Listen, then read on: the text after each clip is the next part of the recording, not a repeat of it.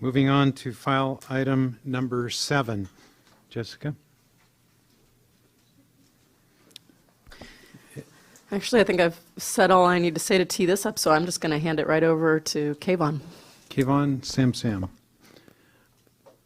You have, We are missing one of our first panel members, Tom Allen. But I think Mr. Coyle is under time. yeah, let's proceed. And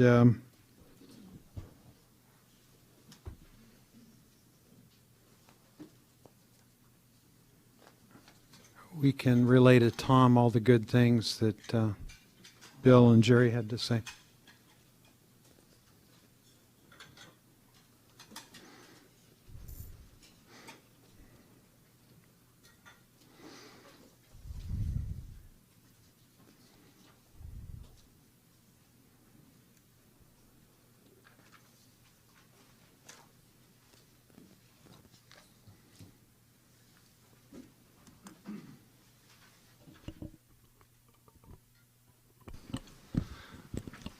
Good morning, Chair Fiorini. Good morning, members.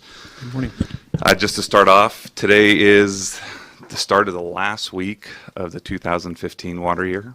So starting next Thursday, we will be in water year 2016, and anything is possible. We could start the 5th year of drought, or we could start the first year in a series of wet years that will fill our reservoirs and provide the fisheries the flow that they need to help recover. Tom, they have a spot for you with your name tag up here at the presenters table. Welcome. Thank you. Sorry for being late. As you may recall, I came before you in July, and I brought you up to speed on how the Delta Plan addresses single-year water transfers. We discussed the importance of single-year water transfers and how they contribute to the statewide water supply reliability. We discussed the Council's adoption of Delta Plan Recommendation WR15 as a means to reducing administrative impediments to single-year transfers, and also how reducing these impediments is of such great importance that the Governor also issued 2 subsequent executive orders to expedite the review and process of water transfers. We discussed how the Council arrived at the determination that single-year transfers that occur through 2016 do not have a significant impact on the co-equal goals for the purpose of the definition of a covered action, but that you didn't have sufficient information to determine beyond that date. In particular, you needed more information on reoccurring single-year transfers and any potential impacts they might have. We discussed how, knowing that you were going to have to make a decision on that regulation before December 1st, 2016, December 31st, you intended the Delta Plan Recommendation WR15 to help inform you. And finally, we discussed a possible course of action to lead you to that decision point. Well, today we start on that course of action, and I'm bringing you new information on water transfers that we haven't seen before. I've assembled 3 panels for us today to provide you this information. They're going to talk primarily on 2 topics. The first being the progress being made on the Delta Plan Recommendation WRR15 to reduce administrative impediments to water transfers, including any information on recurring single-year transfers, specifically those types of transfers that are being used in lieu of multi-year water transfer agreements, if they exist. And the second item we're going to cover today is the longer-term impacts single-year transfers have on the Delta ecosystem, including impacts of single-year transfers that are not subject to the review by DWR, the State Board, or the Bureau of Reclamation. Before we start, I would like to draw your attention to something I missed in the staff report. There is a typo, so to speak. If you look on page 2 of the staff report, the last italicized sentence, it appears that I inadvertently missed a couple of words. The sentence should read, starting on January 1st, 2017, all water transfers, including single-year transfers, if determined to be a covered action, would be subject to the Council's authority and would be required to file a certification of consistency with the Council. This is an important factor. I want to clarify that the Council's jurisdiction is over covered actions and that not all water transfers are automatically considered covered actions. So we have our first panel this morning, and We have representatives of two of the most important state agencies when it comes to single-year transfers. We have the State Water Resources Control Board and the Department of Water Resources. These are the two agencies that were identified in WRR 15, and they're going to give you a briefing on their efforts. We are honored to have Tom Howard, the Executive Director of the State Board, representing the State Water Resource Control Board today, and we are extremely fortunate to have Bill Croyle representing DWR. Bill is one of the Deputy Directors for DWR, and he serves as DWR's representative on the Governor Brown's Interagency Drought Task Force. Both of these gentlemen are extremely busy, so I think it speaks to the importance of what we're doing here today that they have found time in their busy schedules to be here. I also want to acknowledge the staff from these two agencies. They have put together a lot of effort in helping me bring this to your attention. I know that these two agencies have a lot on their own plate, and staff is probably overworked with this drought, and for them to take additional time and produce some reports for us, one of which is in your agenda today. It's a joint report from DWR and the State Board. I just want to acknowledge that that's a lot of effort, and I'm very appreciative of that. And with that, I'm going to turn it over. I don't know who would like to go first. Mr. Howard? Kevon, can I ask you to, after they get started, to step back, give Tom a little more room? He's kind of sandwiched in between the nameplates and your right shoulder there.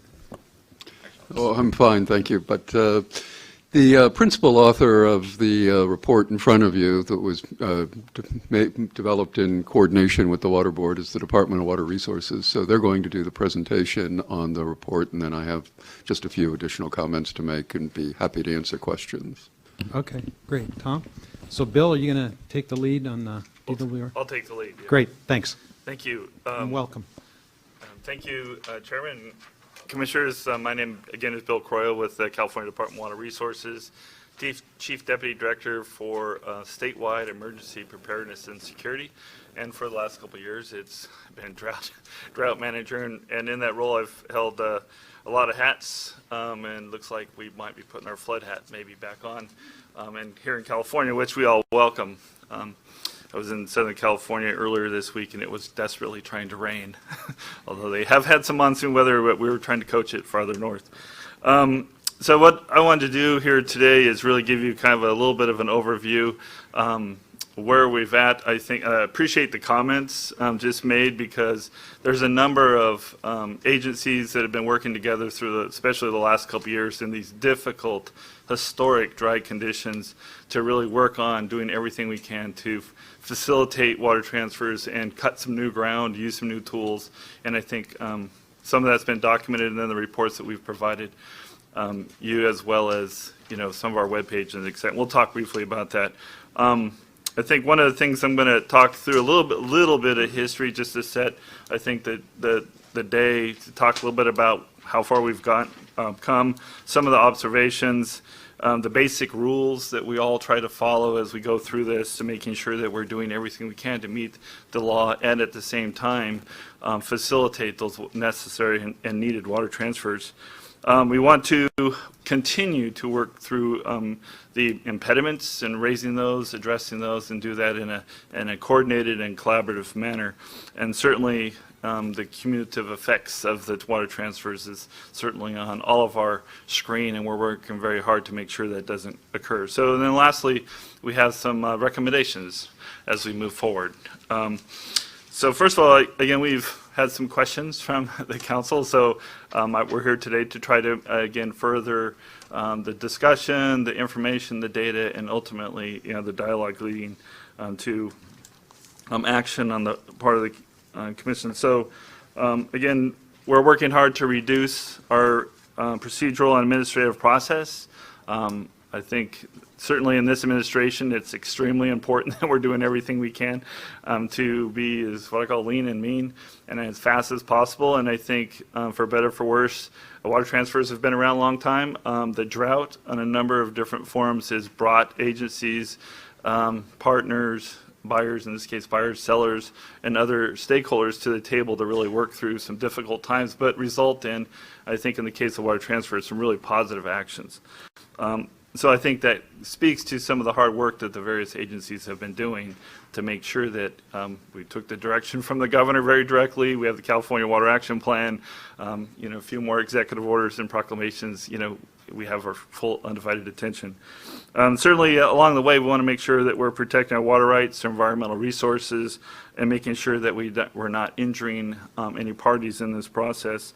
And certainly, as we work through this, and again, I appreciate the dialogue that we've had directly with staff and yourself, Mr. Chairman, as we work through, the serial transfer, reoccurring transfer, we work very hard to make sure that doesn't happen. And so I think the data, again, is that we have here in our reports, on our websites, et cetera, I think speaks to that. And then certainly a big part of the message I had received a couple of years ago is that this process needs to be more transparent.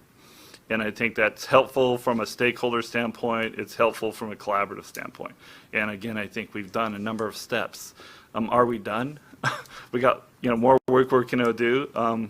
I think we've recently received some additional resources to ramp that up. And again, we'll talk a little bit more about that. So I got a couple of slides we'll move through here as quick as possible. But like I say, we actually provided 2 reports. And to not get into the details, those those reports have an awful lot of detail and discussion I think, that are the foundation for my comments today.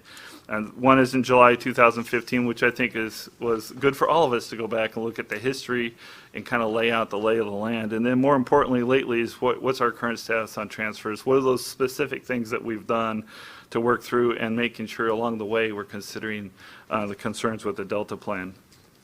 It's interesting as you kind of go in and look at it, it's like, well, how often do we do water transfers? When do they come in play?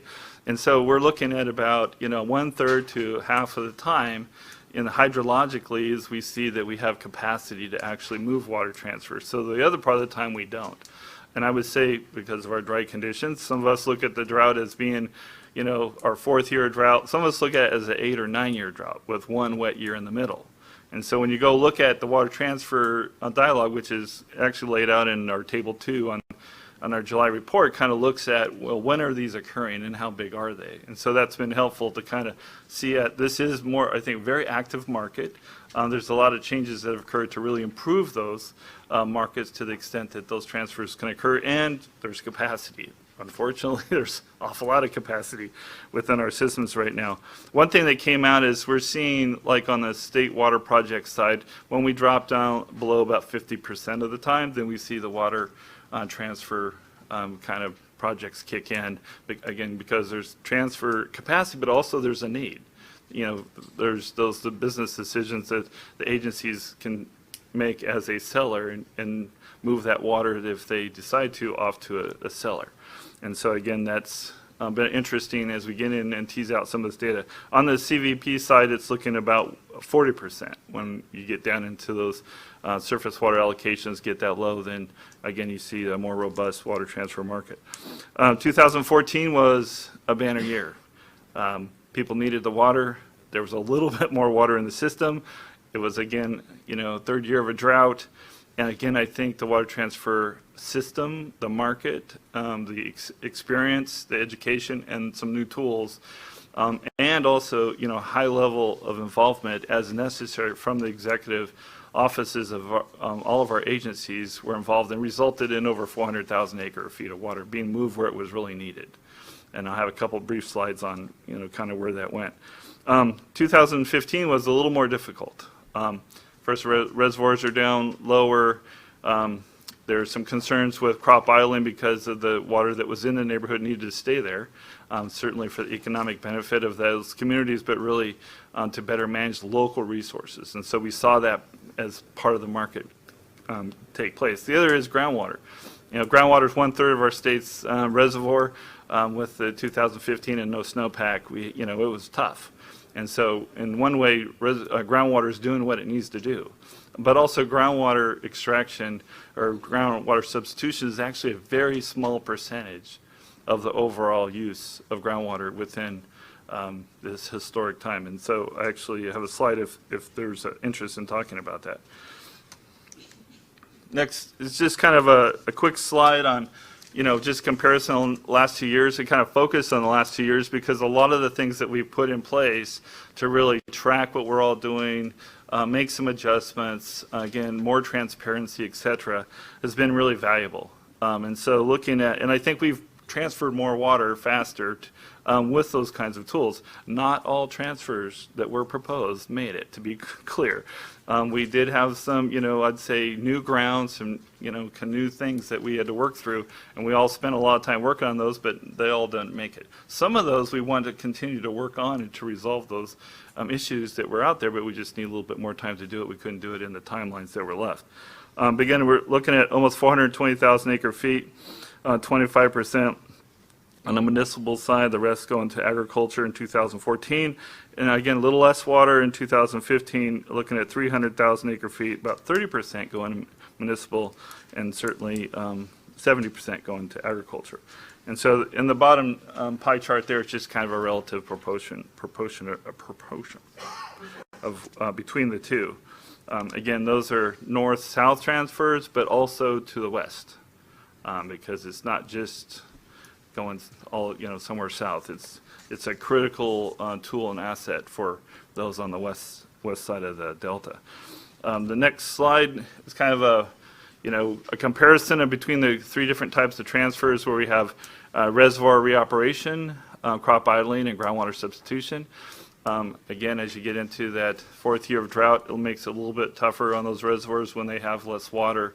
And certainly some of the lessons that we learned in 2014, we need to really manage the water that we had. Certainly as we lost the snowpack, we did not have that, again, that third of our reservoir capacity up in those mountains. Then we saw that the cold water pool issue come up, and was critical that we get on top of managing that. I think, again, there's a number of work groups, technical teams, executive offices of a number of agencies work really hard to really look at that issue, and that has affected the ability to do reservoir reoperation during the 2015 period. Again, this is kind of a quick comparison between transfers between the two big projects. And so the 2014, we're looking at 25-30%, and then that kind of flipped around a little bit based on DWR on 2015 was a little bit less on agriculture. And certainly with the zero allocations for a couple of years on the ag side, it's made it very difficult. So for those that could get transferred water, it was critical, especially as we see some land use changes with permanent crops from row crops and things like that.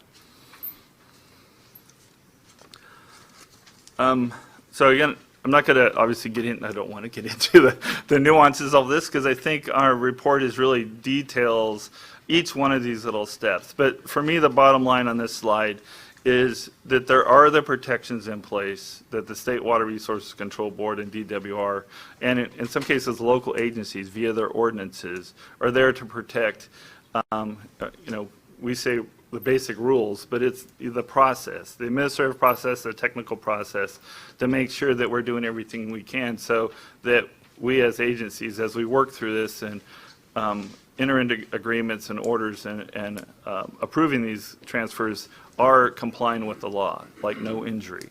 That's an important part. I'll go briefly into some of those things, just highlighting some of the things that we've done or seen, and a little bit about how it's dynamic as we work through this.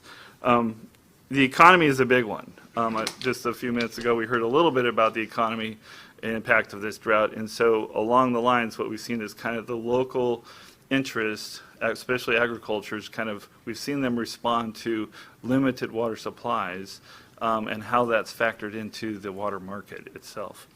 I think that's critical. As we get into, I don't want to get too sidetracked on land subsidence, but as we have spent a lot of time on the drought task force with regional drought task force meetings and now subsidence meetings with our local water districts, primarily in the South Valley, Tulare and San Joaquin Valley, then we've had a really good discussion about what that all means. And I think it's important as we talk about what are those local ordinances can address those local concerns. And I think, again, that's been a tool in the water transfer market process, and I think it will continue to be.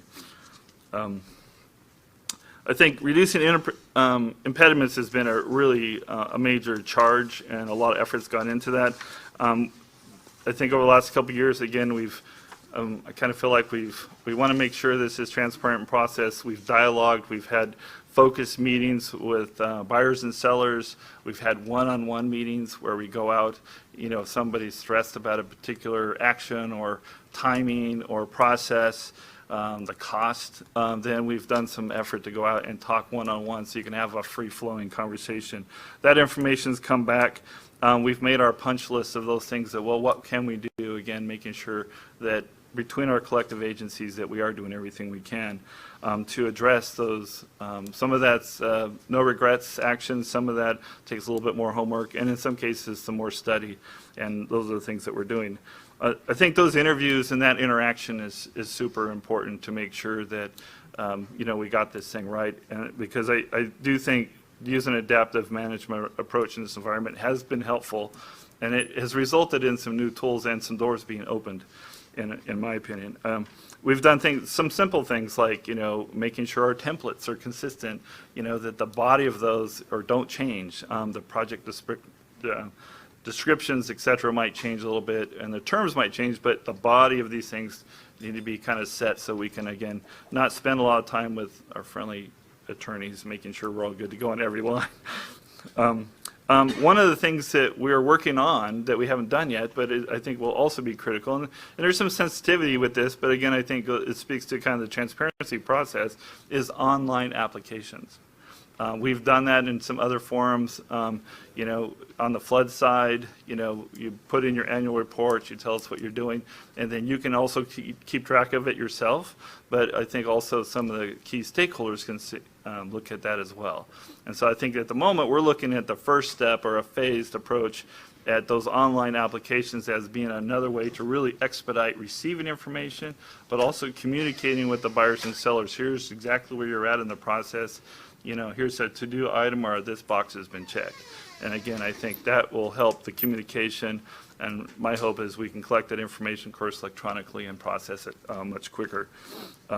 And I do see, the potential in us to, again, take that step farther into further transparency with where are they, where are those transfers happening, the different mapping tools we now have with georeference database information is critical. And certainly the drought on the other end is really, some of those tools that are being developed have allowed us to really get at some more data and I think more education and a more common understanding of what is or isn't going on out in the field. Dry well tracking is one of the things that's come up as an example, that those tools have been really helpful, and I think those are the kind of tools that we see integrating into this program in the future.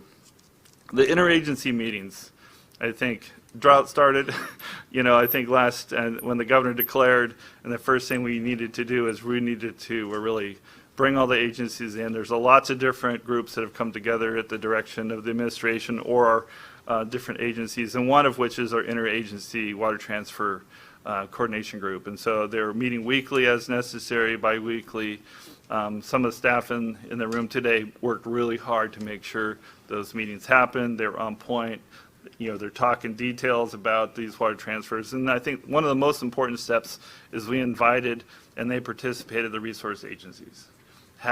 Because the concern was, well, they don't know about things until they're already almost done. How can they get involved and be up front, and especially with our kind of workloads, how do they interact with these groups to make sure that they are informed, they can make their recommendations, and they can help us facilitate our and if they're concerned, they can wave that flag early, and then we can get in and work with the buyers and sellers to address that concern.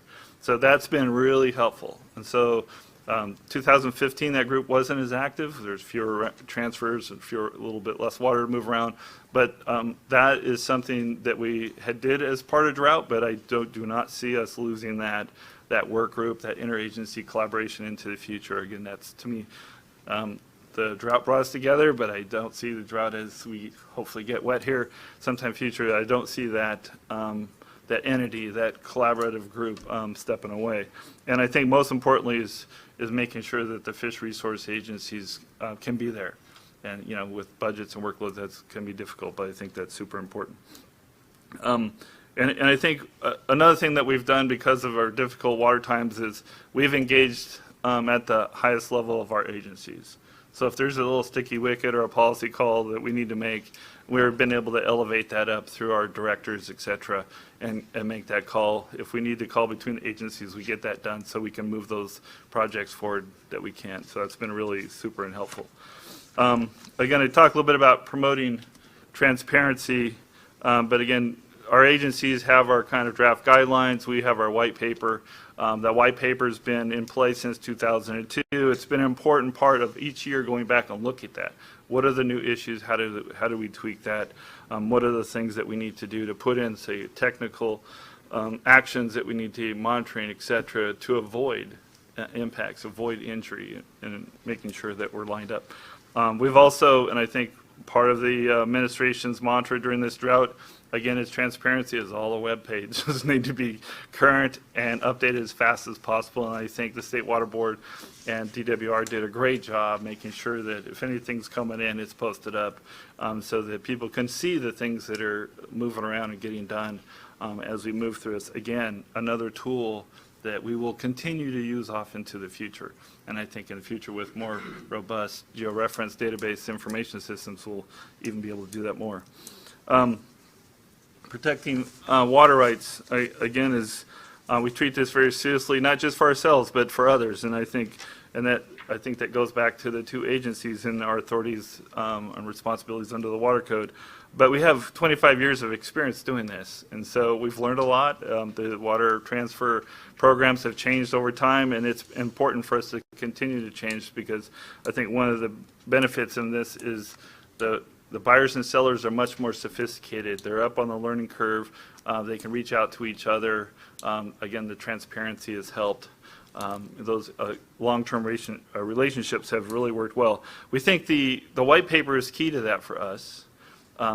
Again, we tweak that and we engage our buyers and sellers, other interested parties to make sure we get those white papers updated on a regular basis. One of the things that we had to do for water transfers is making sure that the stream flow depletion factors are an issue and in play to make sure that both state and federal projects are also protected. And I understand that there's some concerns with that, but on the department, for better or for worse, wears two hats. One of which is we do convey water, and on behalf of those buyers and sellers. The other part is we have responsibility under the Water Code on 1810 to make sure that we're following that law. And so we have to wear the technical hat, the analysis hat, and make those recommendations, whether it's to our own side or over to the State Water Resources Control Board. And we work really closely with USBR, again, because of the projects certainly crossing the Delta. I mentioned already kind of the making sure that we protect the economic base within those counties, through our water code requirements. But again, an important part of that as well is those local ordinances. And so, some of that, especially if we get into groundwater sustainability efforts here throughout the state, which is an important step.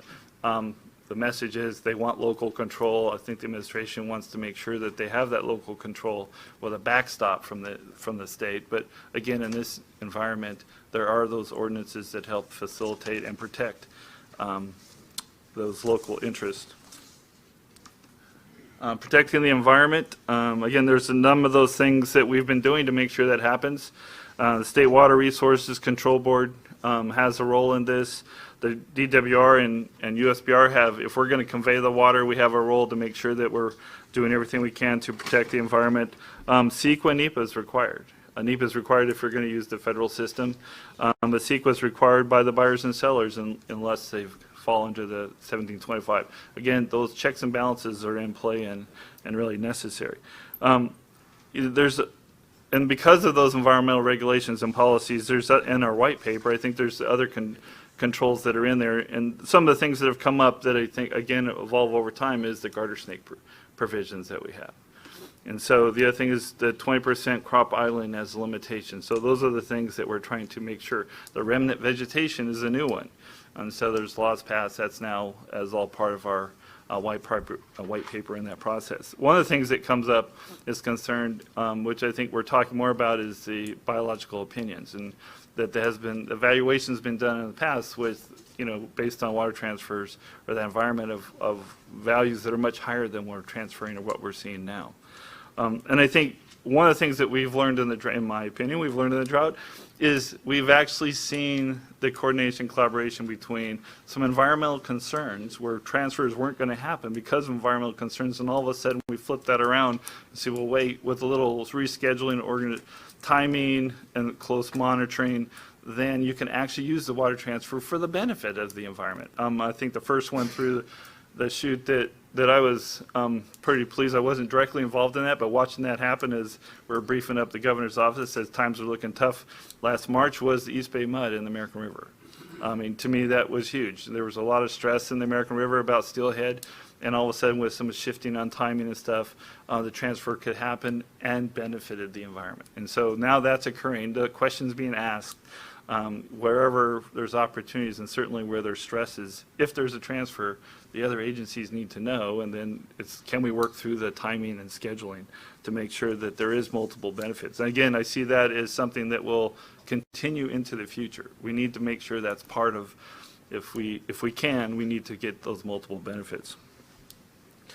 The cumulative effects has been a concern. I think that's part of the questions that you've asked us to weigh in. And again, to not get into a lot of details, but I think the reports are well written and provide the basis for that. You know, especially I think if you go back specifically to page 25 on some of these reports, we specifically kind of worked down through that. But again, some of that is, you know, we get into the reoccurring or serial transfers, and I know I think we had a good conversation, and I think it's important for us all to understand what we're talking about. What's our definition?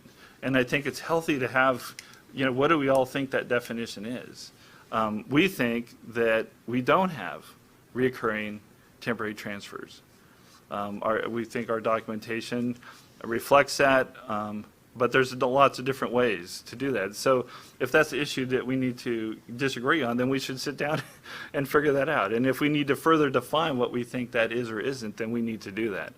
We think our white paper and the actions that we take to make sure that those kind of things don't happen works, and we don't think that occurs. But I think that's all part of the collaborative process we have in place, and that transparency we're all working on. If there's a concern, then bring it, you know, to the different agencies and groups, and let's work through it. I think, you know, some of the new issues on land subsidence, I think we're already dealing with. The USBR has put some avoidance measures and controls in place. And so, again, in the white paper, we'll be implementing those same controls. And we've seen this year that those controls worked. So through some of the more advanced monitoring, we put some resources into making sure that not only the DWR wells are being monitored, but we paid and funded monitoring of other wells to make sure that we could, if possible, continue those water transfers in a way that we're not affecting concerns with land subsidence. I already talked a little bit about the biological opinions and how that, I think, also helps eliminate or has assessed those cumulative impacts. I think more importantly, 2015 is an example where the economic impact of fouling your land at the local level had to be evaluated by the local market.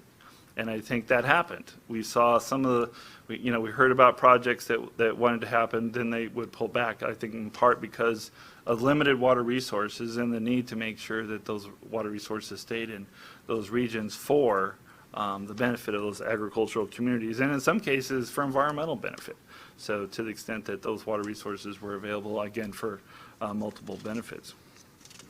I think, lastly, we had some recommendations. One of which is, I think we want to support the existing transparent process. And if we'd be happy to take any comments or dialogue with regard to how that might be improved. I think, again, our web tools are an amazing way to help flatten the lines of communication and certainly setting expectations for real-time posting. And this has been used in briefing all the way to the governor's office because of the drought. Water transfers are an important part, especially early in the year, on where those needs are and how do we address some of the stresses that are coming in, whether it's from agriculture, the environment, or urban agencies. I think, we continue our interagency coordination and collaboration. To me, that's a win. just like the real-time water operations team sitting in a in a room every Monday at 4 o'clock has built some strong partnerships. We don't all agree all the time, but it's a healthy discussion and we end up with better decisions. And I think in the case of water transfers and integrating the fish resources into those conversations have been super helpful. I think we can do more on up-to-date posting on cross-delta transfers. And so the department's committed to working with USBR to make sure that, again, we add more transparency on the federal side. Again, that's part of our active dialogue. Those are things we can do and we should do. Additional review, I just want to leave you with one comment, is that we're concerned that getting involved and jumping into the middle of water transfers is going to really cause a delay in some of the efforts we feel that are in place that really do streamline. I want to say that hopefully received in a positive way, but I think the controls are in place, and we certainly think that we're and I don't want to try and speak for the whole group, but I think the dialogue has been very productive in the last couple of years. The buyers and sellers, the other interested stakeholders, and working through those difficult things, we believe that with our existing authorities and responsibilities that we can make this thing work and make sure it works for the Delta. And we certainly will leave it with that and then look to Tom to. Bill, thank you. It was a Yep. great report. Tom, more to say? Yeah, just a few comments. I guess I'd like to start by assuring you that I really did do my best this morning to try to get a tie on, but I broke my arm a couple of days ago, and I just couldn't make it work. So I just wanted to say a few things about efficient administrative processes, recurring transfers, and then groundwater substitution transfers. First, on the efficiency of administration of these things, my board has been telling me for years that we need to make sure that the water transfers are a high priority, and so we have been trying to do that as effectively as we can.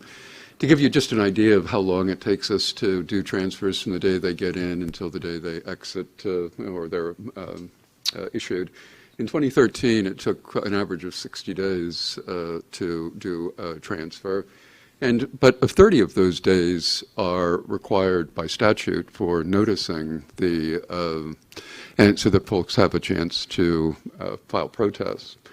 In an executive order in 2014, that time frame was reduced to 15 days, and so our processing time dropped to 30 days in 2014. And then 30 days again, average in 2015. We can. I find it hard to believe that we can get it out the door much faster. I always believe you can do better, but I think we're nibbling around the edges now. You might be able to knock a day or two off, but we're really about as efficient, I think, administratively as we can be, and that's because the minute it arrives, it's a high priority, and we assign people to do it, and they get to work on it, so to get it done. But the other reason that we can afford to make it such a high priority is that, unlike I think what a lot of people might perceive, we do very few transfers. In 2015, we've done 6 this year so far that we've been requested to do, and we have 3 pending. So I anticipate by the end of the year we'll have processed 9 transfer requests. And in 2014, the whole year, we processed 10 transfer requests.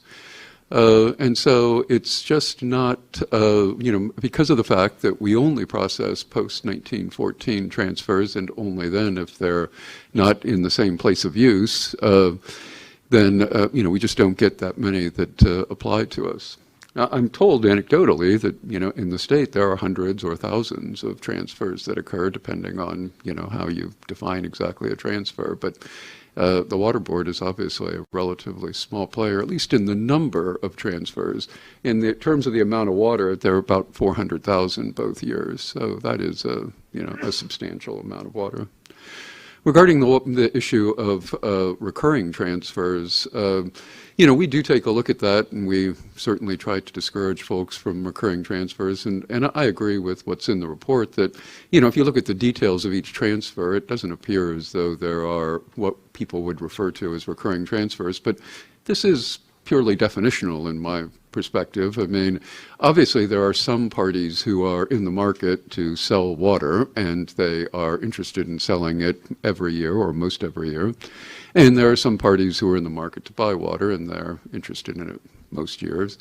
And so, you know, one could say that those constitute recurring transfers and that perhaps additional scrutiny should be placed on those type of things. And at the moment, we're not doing that because we are processing them with the concept of if the transfer is, even with if it's within the same irrigation district, if it's different lands, if it's different buyers and sellers within the different districts, that we treat it as a single year 1725 transfer, which is then CEQA exempt. But people can disagree about that issue. Last thing I'd want to talk about is groundwater substitution transfers.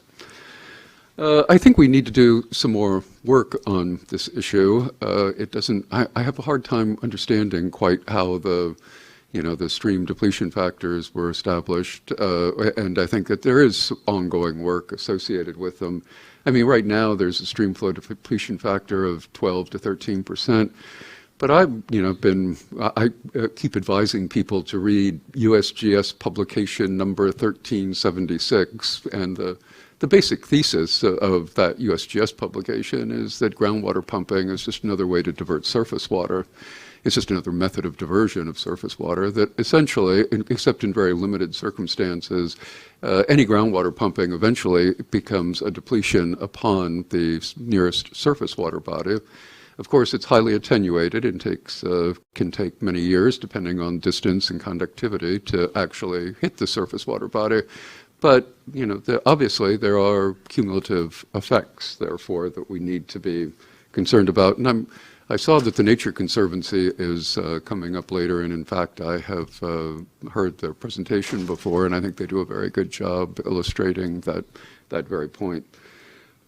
So basically, by allowing transfers associated with groundwater substitution, we're taking water from from future surface water flows, and we are using the water now. And in the long term, what's the effect that has on fish and wildlife and on legal users of water, we don't really have a good handle on. Of course, while I can say that about transfers, the reality is that there's so much groundwater pumping going on that the transfers are actually a very small part of that. And I don't know, Bill, did you have a slide on that? You had mentioned that you had put something together. Yeah, it's actually on the last slide of, I don't know if we can pull the presentation up again. Yes. Maybe it's not on the last slide.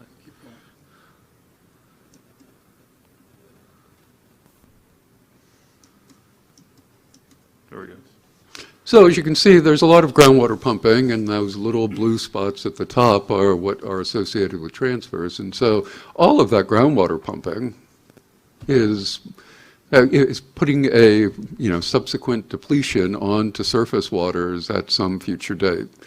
And so we obviously it's the overall groundwater pumping and its effect on surface water that needs to be considered, but clearly the additional amount is not all that significant in the bigger scheme of things.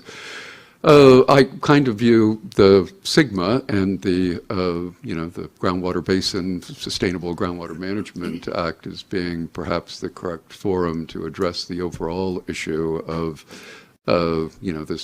surface water depletions associated with groundwater, But anyway, it is something that I think we need to do a little more work on in transfers. And those were the only comments I had for right now, and happy to answer any questions you might have. Great. Thank you both. I just want to give the chairman's perspective. Phil and Patrick and I were present 3 years ago or more when this issue came up about the use of our covered action authority as it relates to annual transfers. And we received conflicting information. There was a consensus that transfers could be accelerated and dealt with in a more expedient manner. That seemed to be reemphasized when the governor executed his executive order a couple of years ago. But we didn't have enough of a record to make a decision on whether covered actions should be applied to annual transfers. And so now we are revisiting that. And the report that we have received, and it's in the packet, that State Water Resources Control Board and DWR prepared were in direct response to the questions that our staff presented them. The questions that arose 2 or 3 years ago when we were debating this issue or considering it and didn't have adequate information. So based on that, I want to compliment Jerry and Bill and Tom for the very clear and concise and informative report that you have provided in response to the questions that that we have been sitting on for some time. So with that, and my perspective, I just want to proceed now to questions if anyone has any. Phil? I want to join in on that. This is a terrific report. Jerry, you had the drafting responsibility, I assume, for much of it. But this is the kind of stuff that offers a basic understanding, even to people not experts in this field. But more importantly, the drought has kind of pushed all the agencies together. It's, interagency cooperation is wonderful, but the drought has been a focusing factor. A couple of things that I'd like to suggest for your consideration. I think ultimately, and maybe shorter than, closer in time than you actually expect, there's going to be a legislative move to expedite the processing of short-term water transfers even further. I think the way you're headed will support that kind of passage of that legislation if a couple of things occur. One, the standardization of information between agency websites. And here I think there are 3 agencies that arguably have an involvement: DWR, the Water Board, of course, and also Fish and Wildlife. Because, Bill, your comments about the interagency committee you've got going would be strengthened if each of the agency websites used almost similar information and formats of presentation. Because, all of us get in the habit, we go to our favorite website as opposed to all of them, and even the changes. And Tom, one of the things I've talked, I think we've talked about it before, but I know I've talked about it to Felicia. I don't think the legal format on the report you do gives adequate credit for the environmental adjustments that are made in change petitions and all of that kind of stuff. This format of discussion, 4 legal elements required, may well be the best way to tell the story about what you do so that it can be more easily understood in a short time frame. And that to me is the secret of transparency, is where people are using the same information so everybody in the world, even reporters, can grab it somewhere, look at it, almost understand the details, and we come together and work things out. Second thing is, I would urge your consideration of a formal memorandum of agreement between the state agencies on this subject. I think that maybe it's not an MOA, maybe it's a different discussion, but there is something that survives over time with a memorialization that comes with agreement on standard formats, on frequencies of meetings, on definitions, whatever it is you're doing. And that would also mean that if we get into a couple of wet years, we don't just put everything on the back burner and forget it until the next time a dry year comes around when we're scraping to put it together. I think the memorialization of what you do would be important.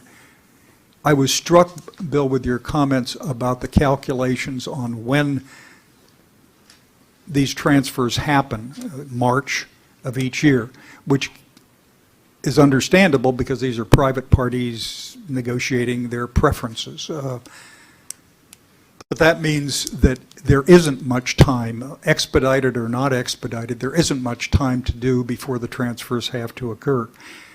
I want to reinforce, Tom pointed out something. I think there are two concerns that you ought to try to address in further detail.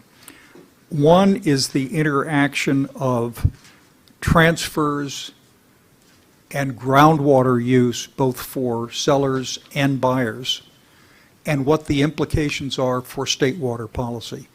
I understand the practicality of having a 2040 deadline for sustainable groundwater management, but that the statute does not give a get-out-of-jail card free to everyone who does anything what they want to do prior to 2040. And this is a very minor part of that puzzle, but not a unfair way to try to think through what needs to be done so that these transfers are not simply, as Tom suggested, a maintenance of an artificial status quo by indirectly closing our eyes on continued excessive groundwater pumping that then complicates our life seriously down the line. And the next thing is, it does tie to water conservation, now mandated by the governor, but whether the drought ends and the mandate disappears or not, I know of no state agency that doesn't say sustained, ongoing, permanent water conservation is a necessary element. Those are the two remaining issues. Bill, I think your point on transparency is far more important than I would have given it credit for 2 years ago, and I think is spot on. So, gentlemen, I'm impressed and urge you to push it over the institutional line to formalize what you're doing between agencies. Other comments, questions? Susan? And then Mary? I want to echo what Phil just said about this excellent report and also on your white papers. I think that's really a very useful vehicle for learning and airing the issues. And I have to say that the department and the board, water transfers have come a really long way since the first drought water bank and the chaos that occurred at that time. So congratulations, this is terrific. And on the point of transparency and determining whether or not one-year recurring transfers have a cumulative effect, I think it would be very useful, along the lines of what Phil was saying, if we could see on these websites, when you explain to us, for example, the 2% of water transfers, the magnitude, the amounts of water, perhaps where they came from, and the impacts. It would be great if the public could see statistics on stream flow depletions, effects from the originating, from the source of the transfer, the benefits and impacts due to the transfer, etc. I think that would be a terrific service, especially for those of us that get a little nervous when we talk about expediting in light of public trust resources. And then along the lines of what Phil said, memorializing how, in fact, the environment was benefited by this expedited transfer, just so we can get a feel for the net effects. In the end, what were the amounts transferred? What were the impacts? Where were the impacts? What were the benefits? Overall, is this helping us achieve the co-equal goals or not?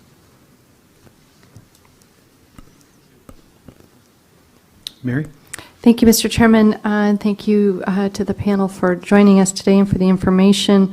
What I'm hearing is that the processes are working well, so I want to drill down a more specific question to you. Is it enough, are there existing enough checks and balances to protect the Delta, its environment, and water rights? So the process may be working well, may be efficient, there may be some recent streamlining, but is it enough to protect the Delta itself and its environment? And I'd like maybe some comment to that most specifically from Bill and Tom. To start? Well, with respect to protecting water rights, again, I would say that I have some concerns about groundwater substitution issues and their impact on water rights in the long term and on fish and wildlife in the long term. And I do think there's work that needs to be done to answer that question. Setting that aside, to a great extent, when we look at one of these transfers, we often find, we take a look each time, but often, we don't see any concerns so much about upstream areas because generally there's more flow in the river, and while you could question when is the right time for that flow, it isn't really detrimental with respect to fish and wildlife or legal uses of water. Really, the concern is in the delta, and so then the question becomes, how do you protect delta resources? And, right now, or the way the Water Board has been looking at it is, well, if you're meeting all your delta objectives, then that's what the Water Board, at least at one time, considered adequate to protect public trust resources. But, I do think that we need to take another look at that, and we're in the process of taking another look at that because clearly the existing standard, there have been, a lot of issues associated with the existing standards potentially. And also, when we did the modeling for a lot of the development of a lot of these standards, this was back 20 years ago, we didn't throw a lot of transfers in. So here we are throwing in, 500, 600, 700,000 acre feet of transfers or more, in a period that's from over a 4-month period. And so as we work to update the Bay Delta Plan, we will be assuming a large transfer load into the system as well, beyond just operation of the projects and how they move water. Obviously, we'll have a record then of what these things are and be able to look at this more systematically. But we are not really looking at it systematically at this point. It's not really something we have the capacity to do, but it is something that we are certainly gearing up and starting to work on. Do you see, Tom, a role for the Stewardship Council in that need or that effort? Is there something we could or should be doing? Well, I honestly kind of defer to you and to your colleagues as to what they think, what direction they might feel they would like to give to the Water Board. But off the top of my head right now, saying what I would suggest, it would be, that's a little dangerous off the top of my head to start opining on things like that. All right, thank you. And then I'm not sure, maybe Bill, Tom, which of you may want to answer this, but in item, let's see, I'm page 9 of our report here, and I'll just read it, that in addition, let me back up. Can't read through the microphone here. It's under C, the transfer must not unreasonably affect the overall economy or the environment of the county from which the water is transferred. My question is, when we talk about the environment of the county, as a county supervisor, I'm trying to understand, is that a whole of the whole of the county that would be negatively affected, or is it a portion of the county? Are we looking at 100%, or are we looking at portions possibly as a negative effect? If I could, I might address that. Sure, Jerry. I'm Jerry Johns.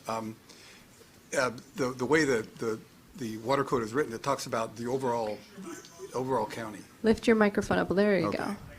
Okay, how's that? Much better. Okay. It talks about the overall economy of the county and the environment of the county. So classically, it's looked at as a whole. It'd be in a larger context. Right. And so when we did the environmental water account, for example, several years ago, we looked at this issue specifically in terms of the economic impacts. And I think our report talks about the fact that we had an economist go out there and look at the county's economy from land idling type transfers, crop idling type transfers. And what they found was that if it kept within 20% or so, then the classic fluctuations of the economy of the county wasn't affected. So that's how that 20% number kind of came out. And then subsequently, the legislature has passed laws around that same number. So it is kind of a countywide assessment, not an individual person assessment type thing. Or community. Yeah, right. Or city, okay. And if I could address your question really briefly Sure. on the Delta issues, there are two major issues in the Delta when it comes to water transfers. One is water quality, and the other one would be biological resource impacts. In terms of water quality, there's what they call a carriage water requirement that's assessed that as you increase pumping to move this water south of the delta, it tends to draw salt water into the delta. That's kind of the way the system works. And each year there's an assessment to make sure that doesn't happen. So a portion of every transfer, last year was 20%, this year it may be 30%, of the water that moves into the delta has to go out the delta to repulse that seawater to maintain the water quality aspect. So that's done each year, and that's reevaluated in the fall on a real-time basis to correct up each year. The other part of it is the biological impacts, and those were specifically addressed in the biological opinions.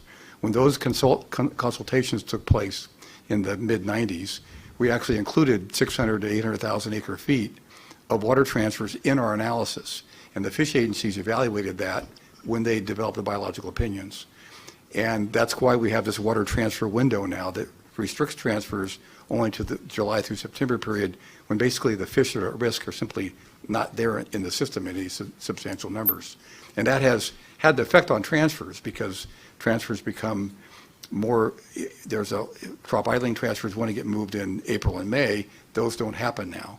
You have to either back the water up or just take a loss in terms of when that water is developed. So it has had a chilling effect on water transfers, but the fish agencies felt that this window that they've developed would be a way to protect the resources. So that has been evaluated. And in addition, the Bureau, when they did their EIR recently on long-term water transfers, they also evaluated these impacts and came to the conclusion that there wouldn't be significant impacts. So I think it has been evaluated in a pretty robust fashion. And we're doing enough? That's, I guess, the fundamental question, are we doing enough? In my opinion, yes. We're talking about a summertime period that classically has had a lot of water movement across the delta. And in dry periods, this year, for example, even with the transfers, our exports are extremely low. In average years, we're pumping a lot in the summertime. So in terms of volume of water moving across the delta, it's actually less during these dry years when water transfers that are occurring than there are in average years or more normal years.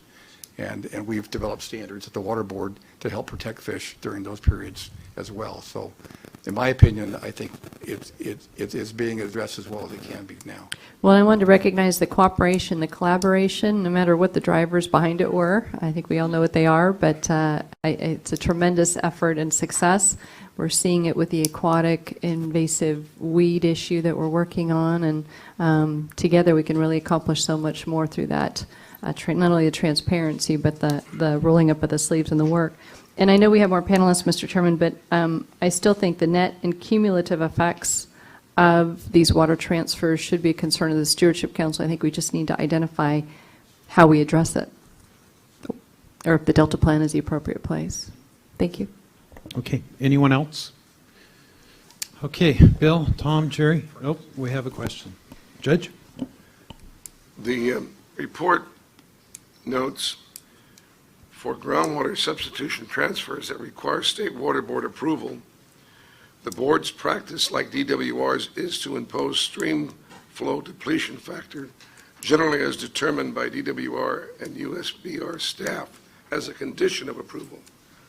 What exactly does that mean when you say a condition of approval, looking at the in-stream factor versus the depletion? How do you measure that factor? Okay, this is going to get a little geeky, and I apologize for that, but you can't measure stream flow depletion, unfortunately. It's something you have to do mathematically, because it's basically an effect of groundwater has on surface water, and that's the best way to handle that is through mathematical modeling.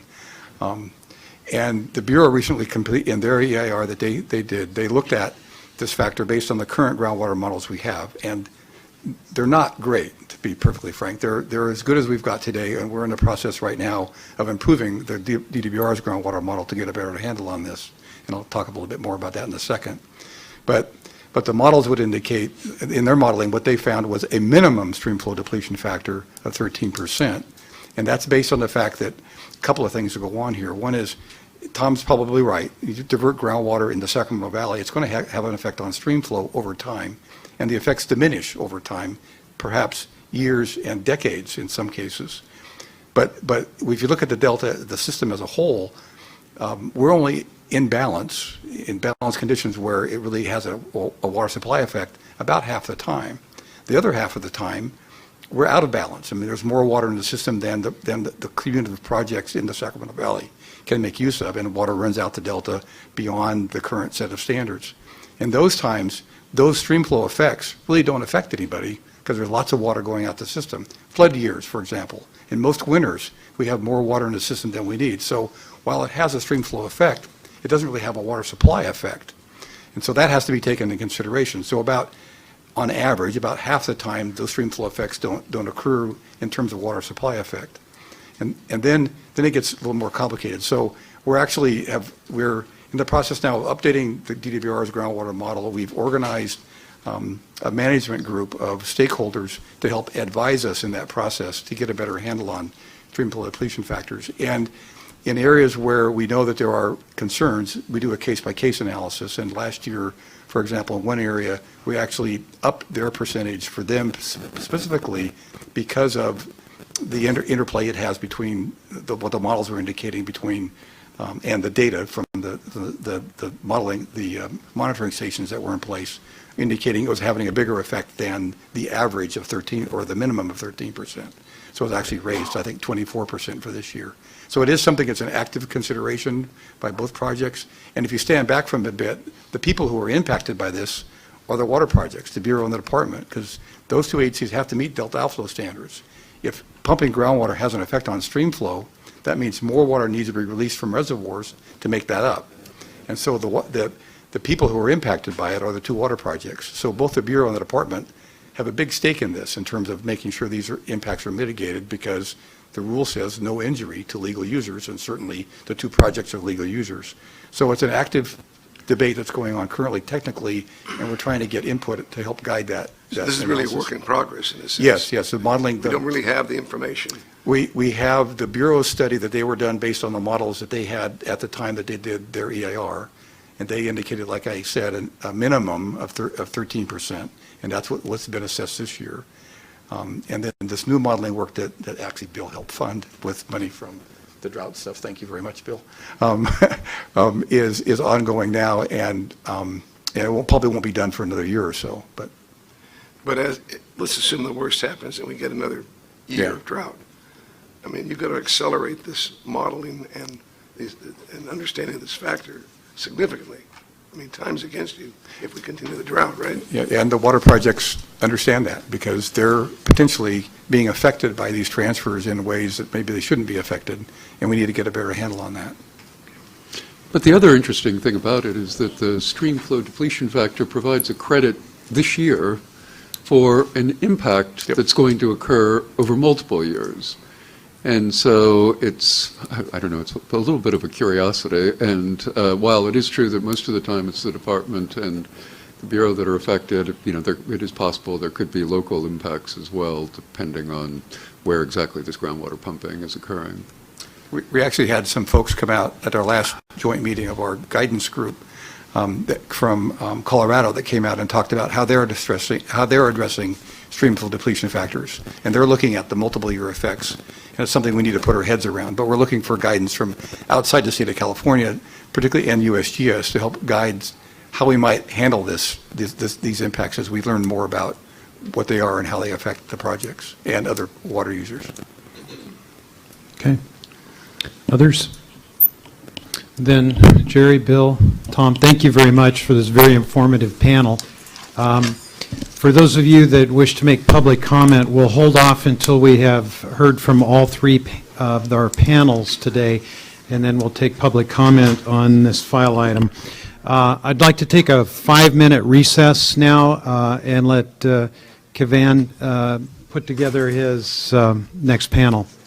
We'll reconvene in 5 minutes.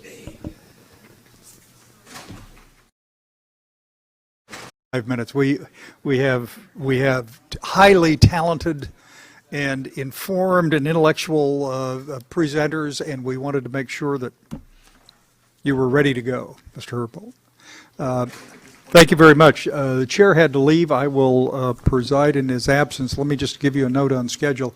We will take a lunch break, but our effort's going to be to get through this panel and the one to follow on the short-term water transfer related questions.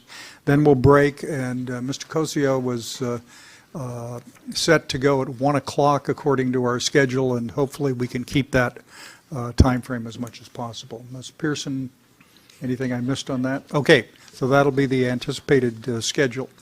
Mr. Sampson. Thank you. So we do have 2 more panels. So I think as successful as that first panel was, I think it's very important that we hear these next 2 panels as well. The second panel is going to provide an environmental perspective. This will be the panel that we can learn what type of impacts may occur in the Delta as a result of water transfers. Unfortunately, we lost one of our panel members. How careless of you. You mean you lost him in the building somewhere? Actually, I don't know what happened to him. Mr. Michael Jackson had requested during comment period in July to be part of this panel, and we had agreed that he would be. Unfortunately, I haven't heard from him, and he doesn't seem to be here today. So I think there will be the information he had to present will be missed, but we will carry on. So moving right along, I have 2 fantastic speakers here today. Dr. Bruce Herbold. He is a retired fish biologist from EPA, and his career includes 35 years of water management and water quality as they affect endangered species, salmonid sport fish in the Delta. And I've asked him to be here today, and he filled in for us on short notice. And he can speak from the fish perspective about what kind of impacts water transfers have on the fish in the Delta. Next to him is Sandy Matsumoto. She's from the Nature Conservancy. She's an Associate Director of Integrated Water Management. Her focus of study is leading multidisciplinary teams to ensure that California operates its surface and groundwater storage and conveyance system collectively and proactively to meet the needs of nature as it delivers water for the communities, industry, and agriculture. And she'll bring a unique perspective as Mr. Howard teed that one up. The Nature Conservancy has been looking at the issue of groundwater depletion and how that leads to changes to in-stream flows. I think the Nature Conservancy also has concerns with terrestrial species, and we'll probably hear from that as well. So with that, I'm going to turn it over to Dr. Herbold, who will start the second panel. Good, thank you. I'm not a retired fish biologist, I'm still a fish biologist.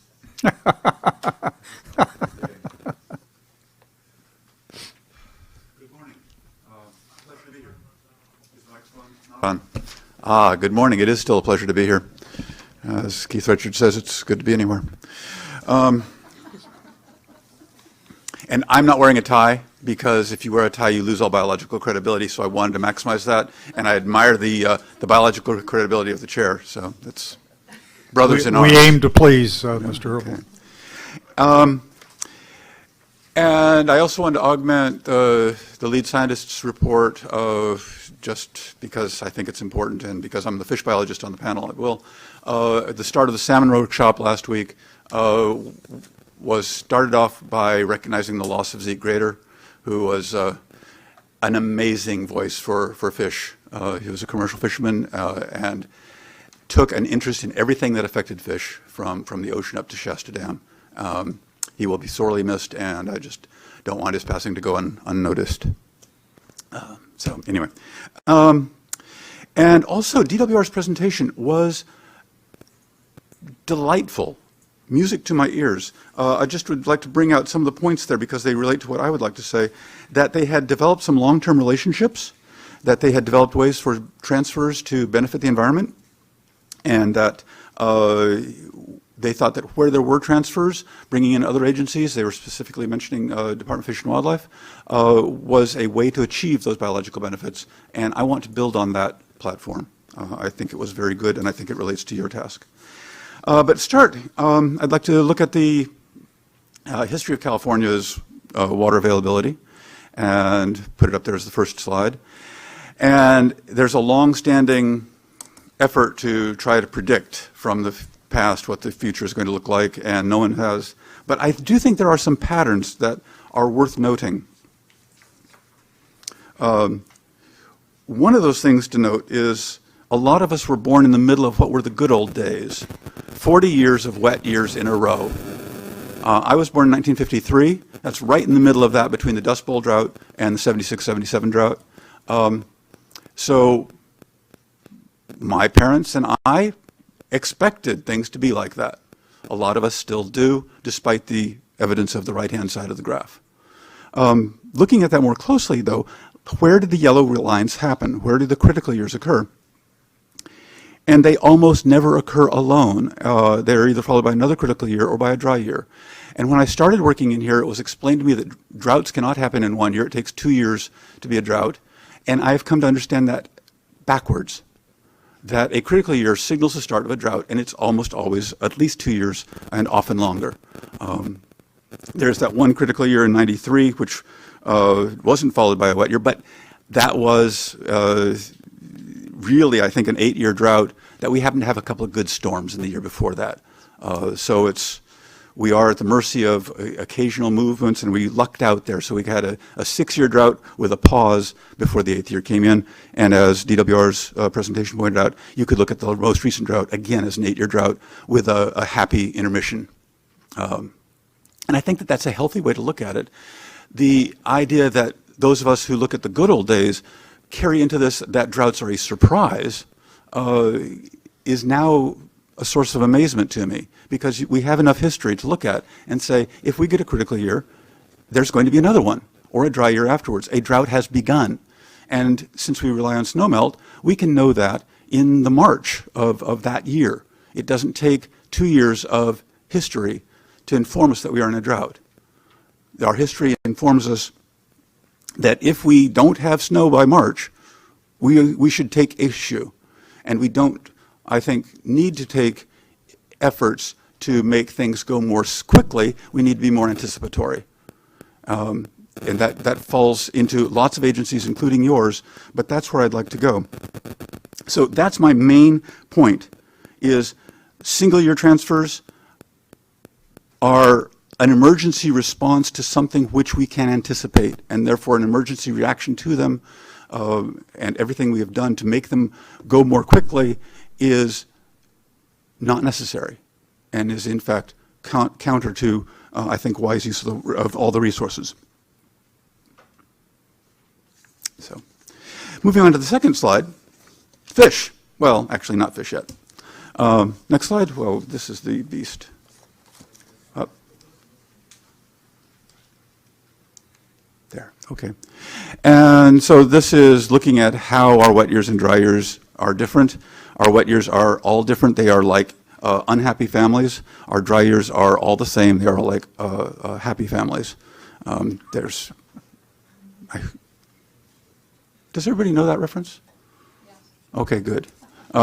So we have something like 83, where it started raining in October and kept on raining through May. We have something like 86, where it rained in February and was pretty much a critically dry year the rest of that. Those are all dumped into being wet years. They all present very different environments to the fish. Dry years are all the same. And the way they're the same is that fish follow salinity. And so we have a suite of fish in the upper estuary that hang out in low salinity areas, and wherever that low salinity area is, they go to it. We have a whole bunch of other fish, more marine, that follow higher salinities and can move up in the estuary when those salinities move upstream also. But the issue is so that those fish that live in the upper estuary, and there's a lot of work going on to restore tidal marshes, tidal wetlands to the delta, because we took away all of them. And this is a good thing, and I really support it.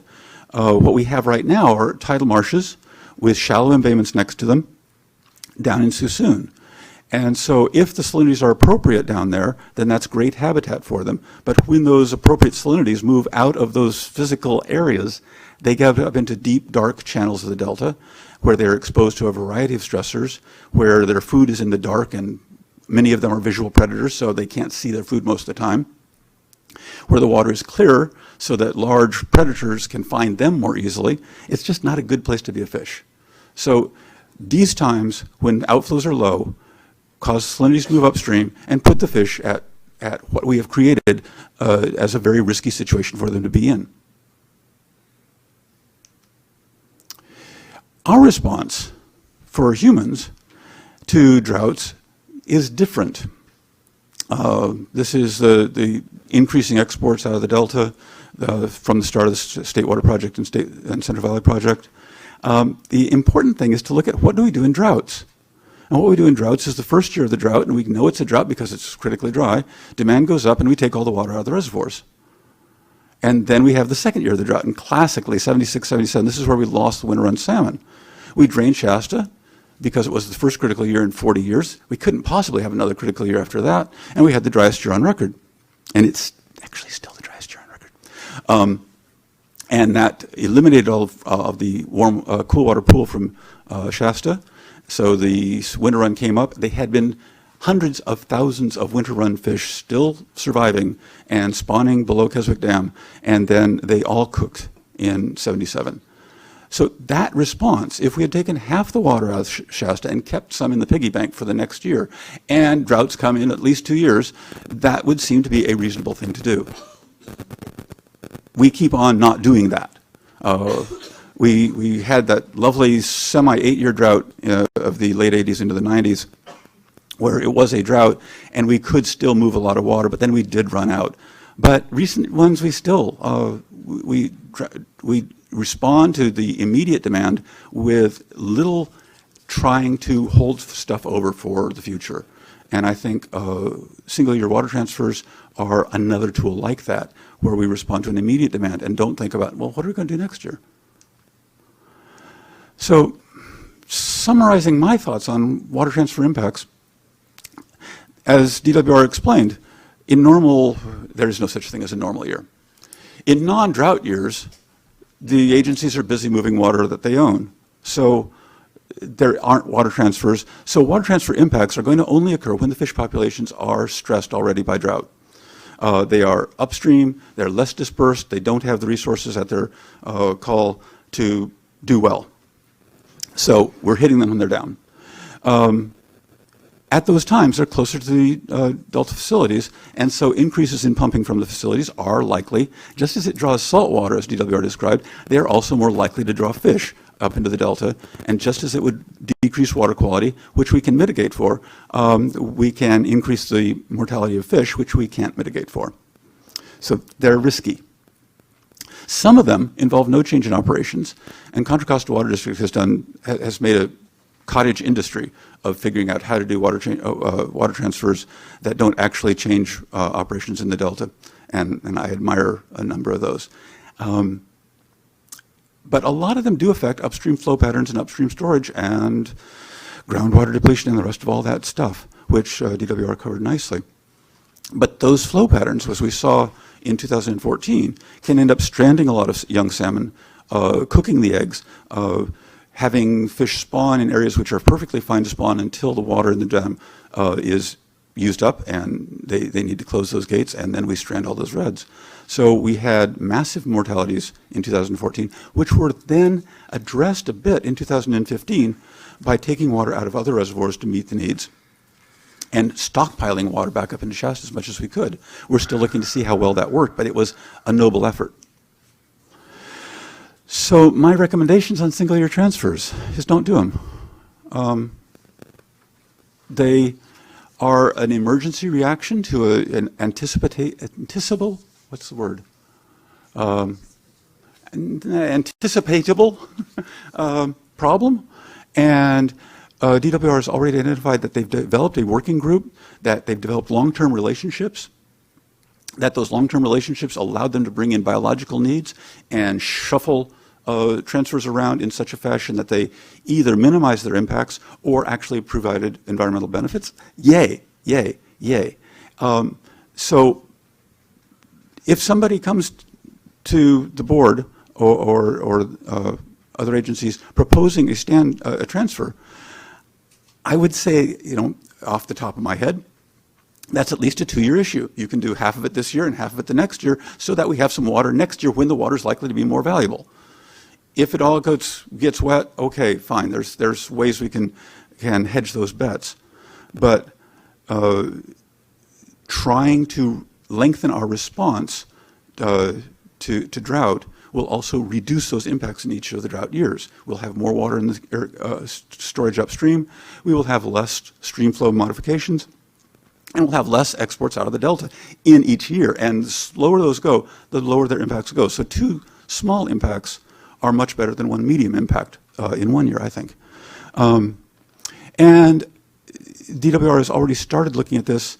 Contra Costa has done this sort of thing of a kidney transplant model for water transfers, where these people need it at this time, and these people need it at this location, and these other people need something at some other time or location, and you can start doing a series. And they have they have a team now. They already have the desire to work with the fish agencies. Fish agencies can say, in a given year, we need to back water up behind a given reservoir because the steelhead are coming back below it this year or whatever. They can set those priorities, and we have tools then to make water transfers that allow water to be held back in those reservoirs and stretch out those transfers over more than 1 year. So those are all things I think we can do. I don't think it will require some smart people. DWR is filled with smart engineers, and an optimization problem is an engineer's dream. So we can do this. And if it goes through that process, I think you guys could sign off on it because it would then come, having met the environmental agency's needs, yes or no, and whether water transfers were successfully being pursued or not, yes or no. You have 2 questions, they give you answers, and that review is very simple. But I think the implications could be very beneficial. Thank you. Ms. Matsumoto, what's the Nature Conservancy say about all this?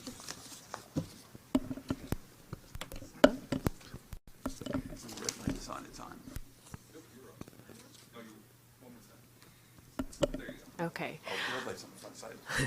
Great. So hi, everyone. I'm Sandy Matsumoto. I'm Associate Director of California's Water Program here in California and for the Nature Conservancy. And I wanted to thank you all for having us here today to share our study wanted to also acknowledge that my colleague, our Director of External Affairs, Jay Ziegler, has had an ongoing dialogue with a number of you on this topic, and we'd like to, thank you for that and continue the dialogue following this today. Wanted to just start with our mission, just so everyone knows sort of where we're coming from. Our mission is to conserve the lands and waters on which all life depends. So in pursuit of this mission in California, the Conservancy's invested over 2 decades of work on the Sacramento River and in the Delta. We're a pretty significant landowner in the Delta. And all of this is because we believe that there are better ways to manage the system to benefit ecological resources. And we're trying to improve both the health and function of the river and the Delta ecosystems. So that's kind of our perspective is both as kind of a global conservation organization that cares about delivering water for people in nature, but also doing so very specifically in the systems here in California along the river and in the Delta. So just kind of to throw away the punchline, I think for us, generally speaking, we believe that transfers are an important tool in the water management system here in California. And as a tool, like all good tools, tools have a time and a place and a specific use. And so it matters a lot about what the details are related to the transfer. And as we look at those details, we should really be examining the details and thinking about them in the context of the best available science. And as I'll explain today, I think some of that science is available today, and we still have a lot of work to do to build that science and to more adaptively and make better decisions in the future that are better informed and connected to each other across years. So the ecological impacts that I wanted to mention here today include fish, feathers, and flows. And I think my colleague covered the fish issues in the Delta very nicely, and so I'm going to focus my talk today on the latter 2 pieces of this. So related to the Pacific Flyway, which has the Heart of Pacific Flyway wintering grounds here in Central California in the Central Valley, and then also the impacts to flows related to groundwater substitution transfers. So I thought it might be helpful for us to just remember what the valley and delta used to be. So historically speaking, we had over 4 million acres of seasonally flooded wetlands. It was this incredible mosaic that, you hear the historic accounts of, the bird densities being so great that it darkened the sky as they flew over in clouds. You hear accounts of people who complained because they couldn't sleep in the valley because the birds were squawking so much. So there's these densities and abundance and this amazing natural phenomena that was related both to our salmon and to our migratory bird species. Fortunately, while much of our habitat has declined, in fact, we've lost over 90% of our historic extent of wetlands, we've managed to hang on to these incredible phenomena, these great migrations. A large way that we've done that, really, is that the birds and the fish have adapted to the new environment. And focusing more on kind of what the migratory birds are doing. So for those who haven't looked out the window during the winter here in the Sacramento Valley, we are home to this amazing, the flyway coming in every winter. So we start seeing them coming in. I had a big gaggle of geese come over my house this morning. And they come in every winter, and there's millions of them. And we have, in fact, some of the largest concentrations of waterfowl in all of North America. So we're globally significant place for these birds. And they're managing to survive despite the fact that we've lost a lot of wetlands. So how are they doing that? Well, over the years, our public dollars have invested in this incredible system of wildlife refuges, state and federal. And these refuges are scattered across the Central Valley. And in addition, a lot of what the birds are using today actually are agricultural lands that are compatibly managed to benefit these species. So it's this complicated combination that we see both within the Delta as well as in the rest of the Central Valley of compatibly managed agricultural land as well as the refuges, which are kind of the backbone of the habitat. So what happens when we have less water in these places? And I think what's important here is, as we think about transfers, there are impacts at place where the water comes from, and that the context at that place matters. And it's not just, taking a certain amount of water and fallowing acreage in a certain area. There's a context around that.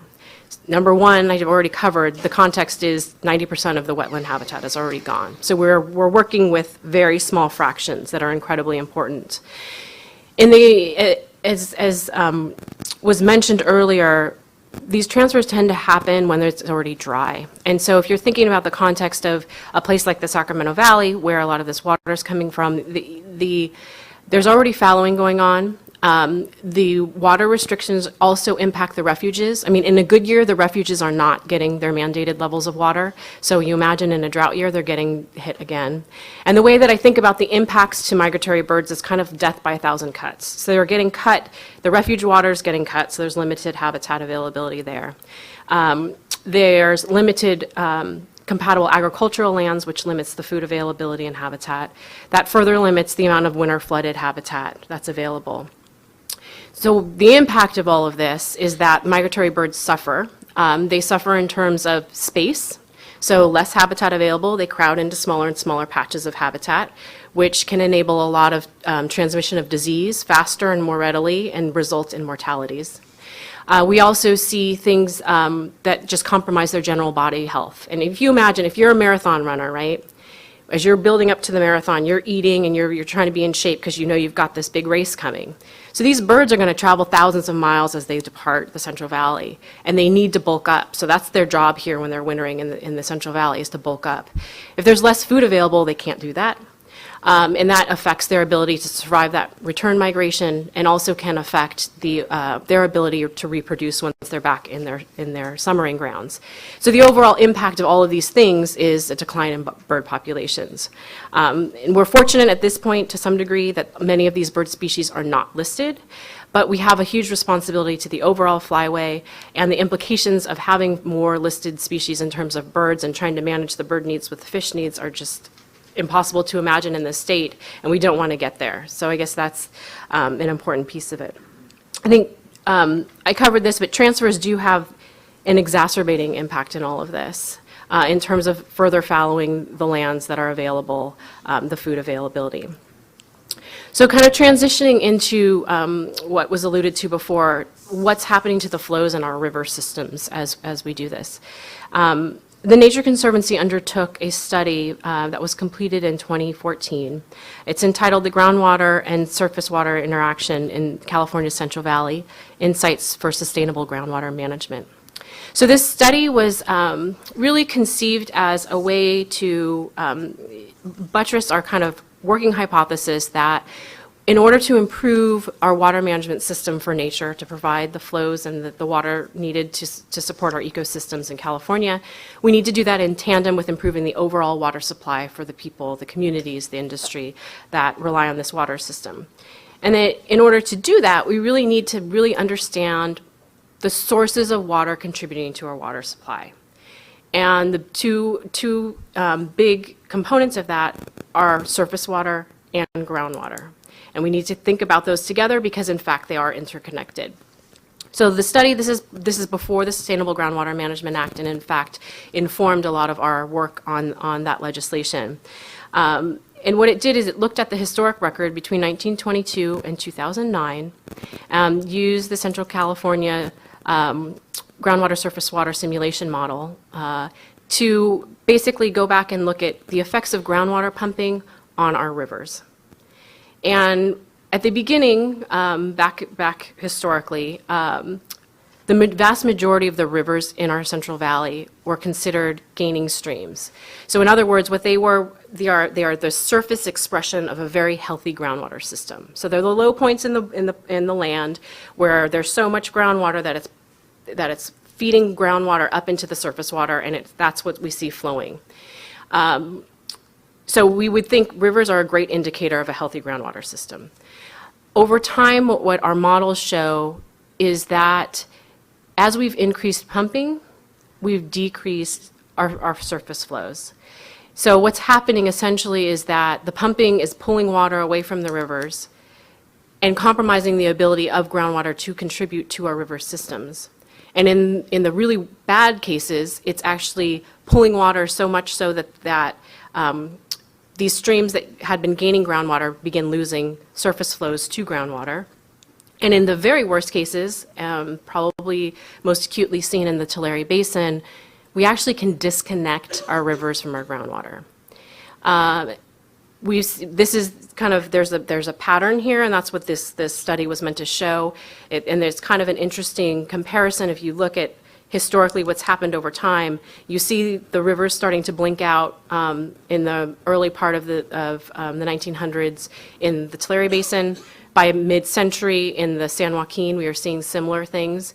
And perhaps most disturbing of our findings is that we believe we may be at a tipping point in the Sacramento Valley in terms of our ability to sustain reliable water supplies for the entire state. Some of the rivers some of the reaches of the rivers up in the Sacramento Valley could be at that tipping point where they've gone from gaining flows to actually losing flows. And that has implications, obviously, for transfers. So in addition to doing this historic assessment of the interaction between groundwater and surface water across the Central Valley, we also simulated some potential management scenarios, one of which included a groundwater substitution transfer. So in looking at this transfer, we kind of came up with a hypothetical transfer and wanted to understand, so what could be the stream impacts. What this showed was that the impacts are complicated and have a long duration. So as groundwater is pumped out of the system, initially that water comes from the groundwater storage. Over time, that water is replenished, the groundwater is replenished from stream depletion. So again, water flowing out of our rivers to recover the groundwater system. That happens most acutely in the years around the transfer, but in fact, in order to get to full groundwater replenishment, to the pre-transfer scenario, it takes decades. And in our simulated model, it took 25 years to get back to full replenishment for that one transfer. I think the other thing to be aware of is that actually those stream depletions that we saw accounted for 95% of the recovery of the groundwater system. So we know that the vast majority of the water that's replenishing that groundwater is coming from our rivers. So in closing, I guess there's just a number of considerations I think we wanted to have before you as you're thinking about how to act here. There are environmental impacts, there are ecological impacts, they're very real, both at the place of the area of origin up in the Sacramento Valley as well as in the Delta. They include impacts to fish, birds, things that are wetland-dependent species like giant garter snake, et cetera. I think it's also important to know that our information is limited and we really need better monitoring, transparent monitoring to understand what's going on with these systems. So this includes having better gauges in our streams to understand stream depletions, potential impacts to our streams.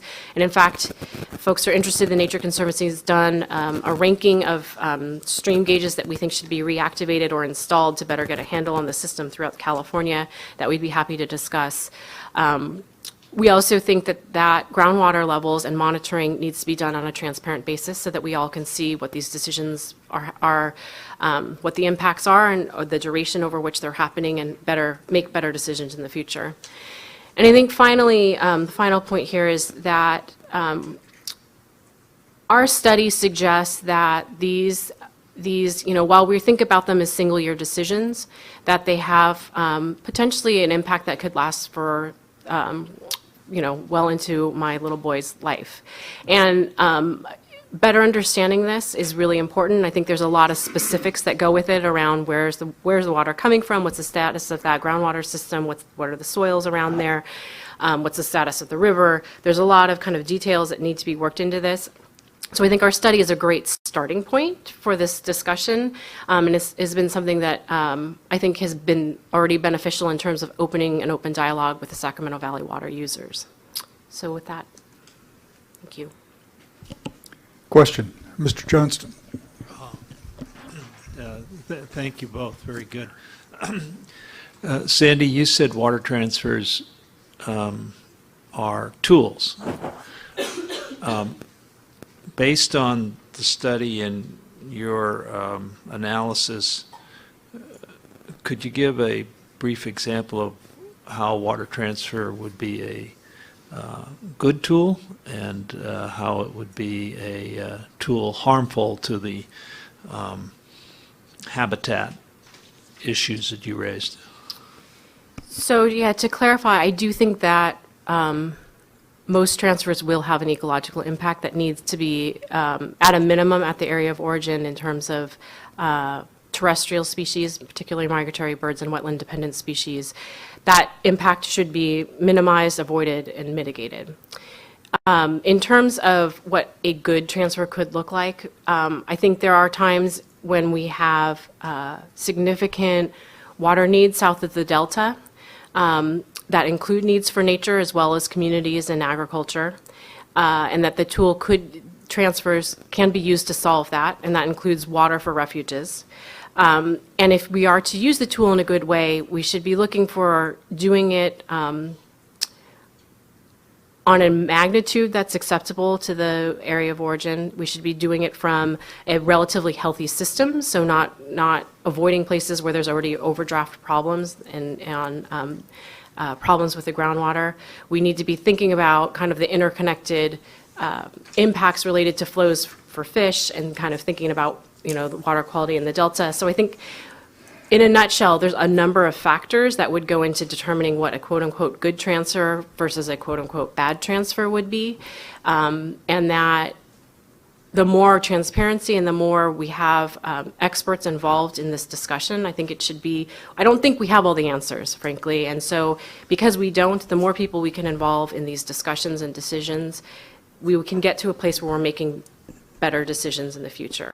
And that, ideally, a decade or two from now, we would have those parameters of a list of these conditions, the following conditions, merit is a good groundwater situation, transfer situation, and if these following conditions exist, it's not a good opportunity for a transfer. So I think we need to get there. I don't think the list yet exists, but there are a number of factors we can point to evaluate. Supervisor Pepo, and then Judge Damrell. Thank you, Mr. Chairman, or Vice Chairman. Sandy, you stated, and it caught my ear, and I don't remember your exact words. I didn't write that down. My apologies. But something about the capacity within the Delta system is generally reducing in supply. You had a much clearer way to say it. At least that's what I heard. So my question to you, do you see this as a long-term trend, or do you see this as a circumstance of the 4 to 5 year drought that we're in? In terms of, I'm sorry, the Delta's capacity for, Just what I understood you to say, and maybe I misheard you, was that the capacity, the water supply system within the Delta, the quantity of the supply is diminishing in a pattern, with regular circumstances. So I don't know if that what you stated is related to the drought circumstances or conditions, or if it's a longer term trend that you base that statement on.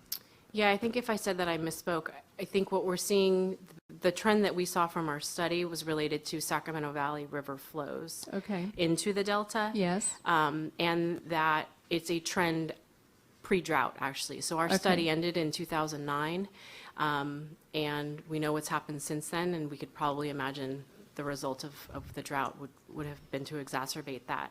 So the models are showing that some of the stretches of the Sacramento River could be losing reaches at this point where they were previously gaining, which is reducing your flows into the Delta. Right, okay, thank you for the clarification. And then to each of you, and thank you for joining us, and Bruce, your presentation's always really clever and entertaining, not just in content, but in delivery.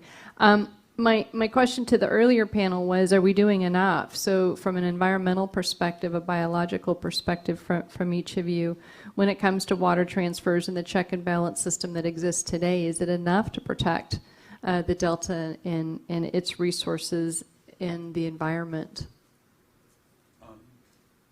Bruce, you'll need to turn your microphone on. Oh, all right. There you go. Now we can hear All you. right. I hope there's content as well as amusement. But Yes. The point I was trying to make is that we've scratched the surface, I think, of getting actual environmental benefits. And since your task is to protect the two co-equal goals, I think we need to bolster that. And I think we have the ability to do that, but I think we've just scratched the surface and shown that we can do that. And it would be, I think, easy to set some goals in a given year that, okay, 2016 looks like it's not going to give us any snow, so what are we going to do? That's a hard one. But if this was 2012 and it looks like we're not going to get any snow, then we would take some real serious actions, and DFW could say, hey, look at that. We got changes in operations from what they forecast that are beneficial to our species, and the people who wanted to transfer water managed to sell and buy it. So everybody is happy, let's all go home. So I think we've started, but I think we could do a lot more. So you would suggest out of, we heard 420,000 acre feet, 600,000 acre feet a year being transferred, you would suggest maybe something less than that, a quarter or a half, under a drought condition or low water supply circumstances? We've had environmental water accounts, we've had drought banks, we've had that kind of accounting system used to varying degrees of success, but we have that experience, and I think that multiple year approach is how you get water supply reliability. I keep asking what that phrase means, but nobody tells me except more water. And we don't get more water. And I think reliability is reducing those ups and downs of deliveries. That we can do. And where transfers are a significant part of dry year water motion, we should try to do it there. That's my point. I think we can. I think, God forbid, everybody wins. Okay. I don't know if Sandy had a response to my question, but are we doing enough? Could we do more? And I see Kayvon wants to say something. I think we can do more. And I think we can do more in terms of better mitigate. I mean, I think there are things that we can do to minimize the impacts that we haven't fully explored. And I also think there are things we can do to mitigate, both in terms of area of origin and then thinking about how we're replenishing the groundwater system after a groundwater substitution. And I'm certainly interested in hearing more specifics as we look at this moving forward of how we might do that, not just identifying the problem, but specific steps that we should be considering. Did the chair, Kayvon, had something to add? Yeah, I just want to touch upon something that we heard this morning from the first panel. The amount of water that is transferred within the state is in excess of 1 million acre feet a year. the amount of water that transfers through the Delta and down to Southern California is a small subset of that. So some of the impacts that we're hearing from here are probably, I'm sure they include transfers that actually don't involve DWR or the state board. Judge Damrell. Yes. Thank you for your presentation. I was struck by the statement in Ms. Mazimoto's presentation, the very last one, about impacts. There is a lag between our decisions and impacts. And certainly that was demonstrated in the previous panel in terms of the relationship between groundwater depletion and stream flow. We just don't know exactly what that really is. We're finding out. And this council is called upon to make decisions. And obviously there's going to be a lag of some type, and there is a lag. It reminds me of the conversations about global warming. We're plowing ahead, and people are telling us, this is not going to last. It's not going to last. Nevertheless, we go ahead. We're business as usual in some respects. But the point is that I'm making is that this lag, it seems to be constant when you're dealing with environment and science. There's always a lag, and yet we have to make decisions. Or maybe the decision is not to make decisions. And this particular subject is upon us right now. And I just am concerned, how big is that lag? And I don't know if anyone can even discuss that, but the time between our decision and the impact of that decision is critical. Mm-hmm. And you're like a Cassandra warning us, don't be hesitant, don't be too hasty. And I don't think we should be hasty. But I'm kind of, there's a quandary I have about whether we have enough information to make that decision. And maybe in that case, the decision has to be postponed until we have sufficient information. Do you have any thoughts about that particular, either one of you? I mean, this is obviously just a very general statement. Yeah, I have an but I'm immediate concerned about reaction. I think we can anticipate. I mean, we have Sandy's presentation summarized that we know which of our rivers are in danger of becoming badly affected by groundwater depletions. And so taking water out of those rivers or exacerbating those groundwater depletions is obviously, you don't need to gather more data to put a very low priority on the desirability of taking water out of those systems. Contrary-wise, if you're delivering water, ones that would otherwise suck more groundwater out of an already depleted basin would be a high delivery. So you could start making those, this is making a problem worse, or this is alleviating a problem. And that would be directly using her information in a priority setting process. Fully anticipatory. I really like anticipatory. I hate brush fires. And especially when here, this is California, we have droughts. And the more we look at paleoclimatology, we need to start living in that reality rather than the 40 happy years. But anyway, I didn't mean to put words in your mouth. No, that was great. Yeah, I think in absence of specifics, what we have are trends. And I think that's what our study was designed to show us, are some trends. The trends indicate that there's a trajectory that we have lived out in the Tulare Basin, that where we have lost our streams for most, if not all, of the year. And that trend is creeping into the San Joaquin Valley, and it's playing out in the Sacramento Valley as we speak. So given those trends and the very dire situation that we see the Tulare Basin in today, I would suggest that we don't want to continue in that path, and that decisions should be made basically compensating, maybe overcompensating for, to try to reverse that trend. May I make a personal comment about that? I'm leaving this meeting to go up and see my mother and brother who live just outside of Red Bluff. And last year, my brother's well ran dry, and so my mother ran hoses from her well over to his house until he could get his well dug deeper. And right now, her well is dry, and he has run hoses over to her house to keep her wet. This is just not good planning. They're both just a mile away from the river. They're both taking that same groundwater basin. It's just not a sustainable strategy. It's painful to be in the middle of it. Are they cooking you dinner tonight? I think we're going out. Okay.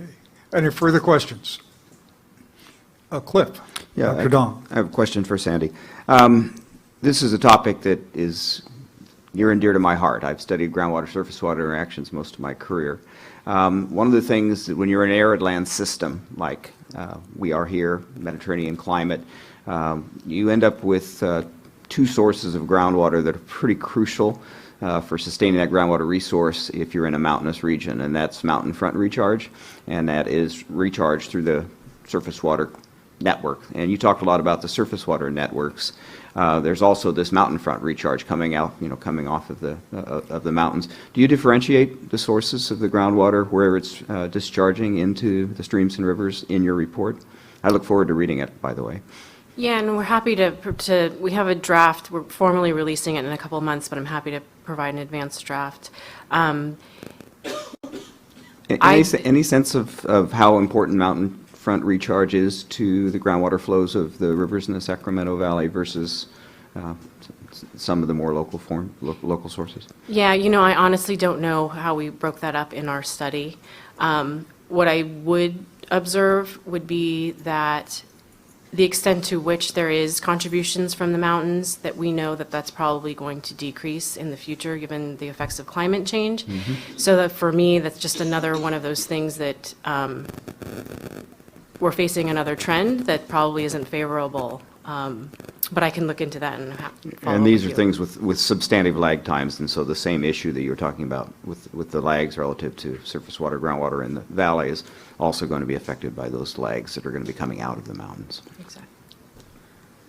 Okay. Other questions, comments? Thank you very much. Appreciate it a great deal. Thank you. Mr. Sam, if you would assemble your final panel, please.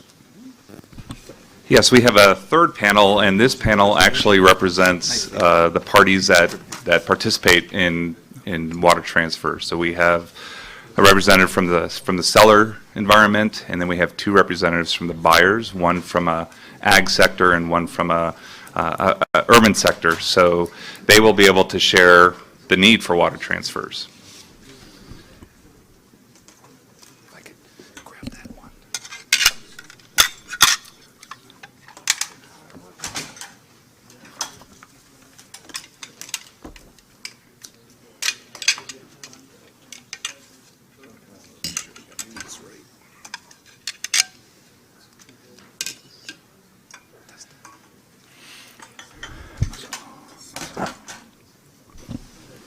Okay. So we have, starting from the far left, we have Dustin Cooper. He's a water attorney, and he has represents sellers of water up in the Sacramento Valley. And to his right, we have Frances Mizuno. She is the Assistant Executive Director at the San Luis and Delta Mendota Water Authority. On behalf of the Water Authority, she does the water transfers, and the San Luis and Delta Mendota Water Authority is a federal contractor, and JPA representing the CVP. And directly to my left is Steve Hirsch. He's a program manager from Metropolitan Water District. So on behalf of Metropolitan, he is in charge of entering into water transfers, and Metropolitan is on the state water project side of things. And I believe that we're going to start off with Dustin. Well, good afternoon. I want to start by saying how much of an honor it is to speak to you, and I'm appreciative being invited to the panel. I think this is a very important issue that you're considering. I have a PowerPoint. Yeah, thank you. I'm an attorney with the Manassian Law Firm.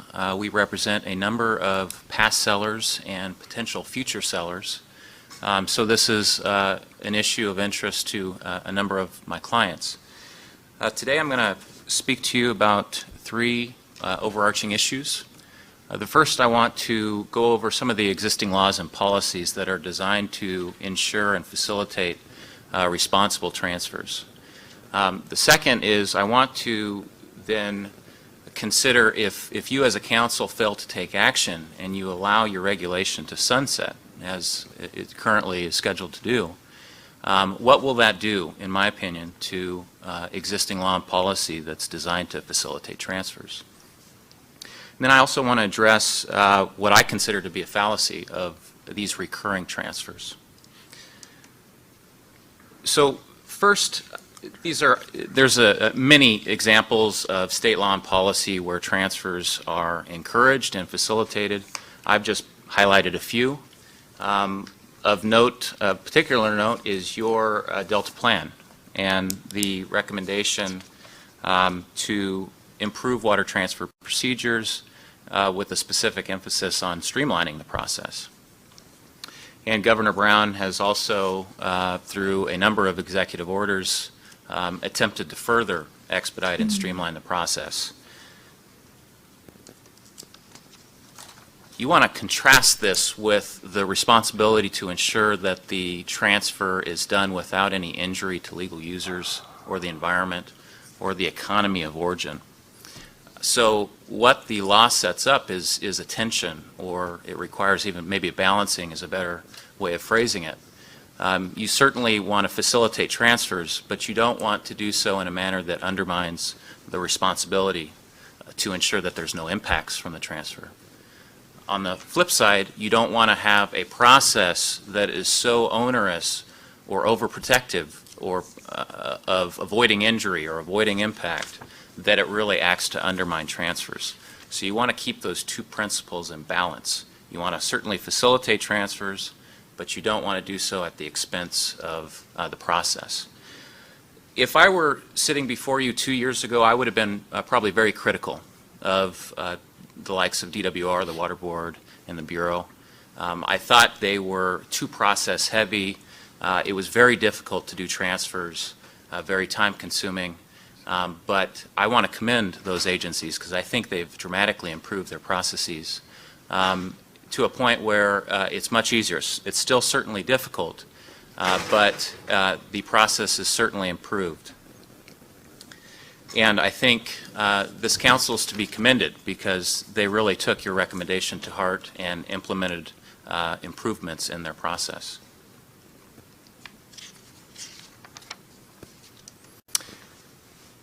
I want to describe a little bit about the process that currently exists. And there's a number of steps. And in some respects, this is dependent on the type of transfer that you're processing. But generally, buyers and sellers, you don't typically think of them as approval agencies, but they have potentially quite a big role in discerning whether this is a transfer that they ought to proceed with or not. Many transfers involve buyers and sellers that are public agencies, so there may be standalone CEQA environmental review conducted. Many sellers are located in counties where there's county ordinances that play a role, a level of regulatory oversight. Many sellers also have transfer policies or are member units of larger public agencies that have transfer policies as well. So there's potentially a number of regulatory layers just at the buyer-seller level. And then the next level of regulatory oversight is by the three agencies I list there, the Department, the Water Board, and the Bureau. And there's, in your staff report, there's a statement that there may be a subset of transfers that evades the oversight of those three agencies. In my experience, I've never processed a transfer that didn't involve at least one of those agencies, that is the Department, the Water Board, or the Bureau. And in preparing for today's presentation, I talked to a number of my colleagues that also represent potential sellers, and they too said that they've never processed a transfer that didn't involve at least oversight from one of those agencies.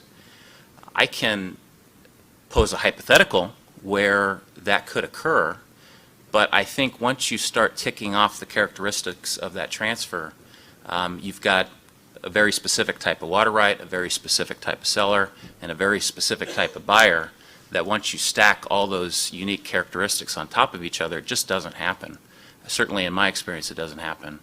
It could, but it would be infrequent and I think of a relatively small volume compared to the quantity of transfers that the three agencies are processing. So I want to shift gears and talk now. I've explained what I consider the existing process. I consider it to be imbalanced. That is, there's enough facilitation, there's enough process to ensure that the transfer is responsible in that it doesn't impact third parties or the environment. I want to contrast that with if you as a council fail to take action and you allow temporary transfers to be a covered action. The first concern I list there is that, again, for most transfers, you would be duplicating or adding another layer of regulatory oversight. So you would be analyzing a transfer that's already been analyzed by at least one of those three agencies, the Bureau, the Water Board, and the Department. I think of greater concern to me is that transfers can be a divisive topic, and there are folks and organizations that oppose transfers no matter what level of analysis or protections in place, and they do so just as a matter of principle. And if you consider a temporary transfer to be a covered action, it affords an opponent to the transfer an opportunity to kill the transfer really just by your process. And I've set forth the timeline in the slide here. Most transfers, given the number of variables involved, don't really come together until April, usually later. So if you were to require a certification of consistency, let's say you filed it on May 1, that starts your process. And if there's an appeal lodged, that appeal is not resolved until potentially late September. And as has been previously stated, the transfer window is only from July 1 through the end of September. So just the act of filing the appeal, whether it's successful or not, has really negatively affected the ability to implement the transfer. That's a significant concern. I want to now address the allegation that there's maybe strategic reasons or whatever the reason is, but there's this recurring temporary transfer. And I really don't think that's the case. Every transfer is unique, and there's a number of factors that go into whether or not there's going to be a transfer. I've tried to list some of those variables for you. But I'll just run through and give you a couple of examples. The first bullet there, does the seller have adequate supply to make transfer water available? In just this last transfer season, the Feather River districts, many of them contracted for potential sales, and those districts on April 10th were notified that their supply was cut 50%. And as a result, nearly all of those transfers fell through. So until April 10th, we weren't quite sure whether we were going to be on the full supply side of the ledger or on the cut supply side of the ledger. Another dynamic in play, which I believe Mr. Hirsch will speak to, is does the buyer have demand? You know, the transfer market can be expensive and it's extremely risky from the buyer perspective. And I think many buyers try to have regional supply reliability to avoid participating in the transfer market. Again, I think Steve will speak to that. Finally, you can have a willing seller, willing buyer, agreements all in place, and you just get squeezed out capacity-wise through the delta. There's not enough physical space to move the transfer water on top of any project water that's moving through the delta. So there's a number of variables that you never quite know whether the stars will align and allow the transfer to move forward. One point I want to underscore, and I think DWR mentioned this as part of the first panel, And that is each transfer goes through a robust analysis. There's a proposal, there's in many cases a standalone CEQA analysis done by the seller, there's a standalone regulatory review by whatever agencies are involved, and it must stand or fail on its own merits. Lastly, if there is a seller that participates in consecutive years, for example, those transfers tend to look very different. And I've listed some of the differences there, but just to point out a couple of examples, the type of transfer involved may vary. I have a client that this actually happened. Year one, they participated in a groundwater substitution transfer. Year two, they decided that was no longer prudent. They shifted to a a land idling transfer. So the very method used to generate water for transfer can change year over year. I also want to encourage you to consider the issue of recurring transfers in context. And no, Dr. Herbold and I did not consult on using the same slide, but we both appreciate the services of MBK. But I'm going to use the slide in a slightly different way. I think the phrase tool, that transfers can be a tool, I think that's appropriate. And it's a tool, it's a handy tool to use in times of drought. And we're currently in the midst of a historic drought. Not, in my opinion, not a 4-year one, but an 8-year one with one good water year sandwiched in the middle. So the attention given to transfers and I think is heightened just given the circumstances that we're in. So again, I want to thank you for the time to present. I would summarize my presentation as encouraging you to view the existing process as adequate. The project agencies, DWR, the Water Board, and the Bureau have taken your recommendation to heart, and I think they've really implemented measures to improve and streamline the transfer process, but not at the expense of allowing irresponsible transfers to slip through the cracks. So I think we're on good footing there. I want to encourage you to take action to extend the current exemption that's in place and don't allow temporary transfers to be covered actions, because I think that will have a significant negative effect. It will actually do the opposite of facilitating transfers. It could put a significant barrier in place to future temporary transfers. So thank you again. Thank you very much. Ms. Mizuno.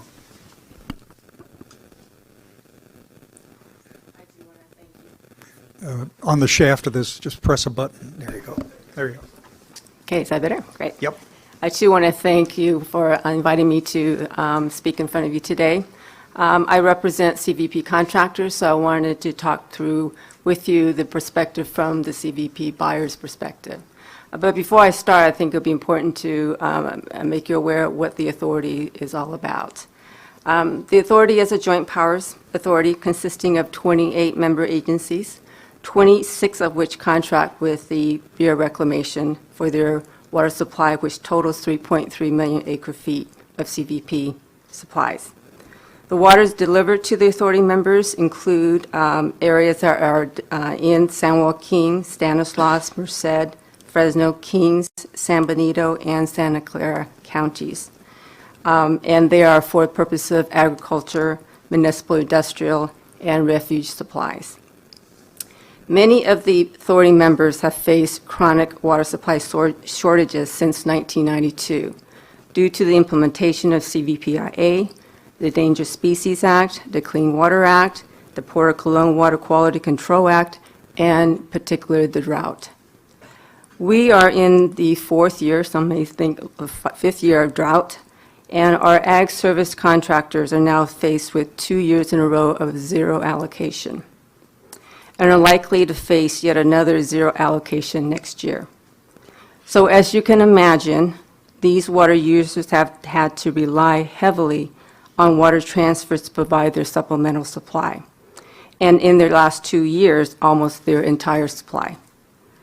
The ability to transact water transfers in a timely manner is crucial to the survival of the people and the wildlife served by the Water Authority members. The Authority has focused on transfers on areas south of the Delta to reduce the reliance of transfers through the Delta, which require the conveyance of through the Delta. Notwithstanding that effort, the extent of shortages faced by the Authority members have supported additional transfers from willing sellers north of the Delta when there is excess capacity at the CVP and the SWP facilities. The Authority has participated in north of the Delta transfers in 8 out of the past 15 years, all of which have been single-year transfers, and only back-to-back transfers in the drought years, 2008, 2009, and then recently 2013 through 2015. Water transfers are complex, as Dustin's already alluded to, the previous panels have discussed, because they do vary year to year, and many of the parties involved in approving them are different.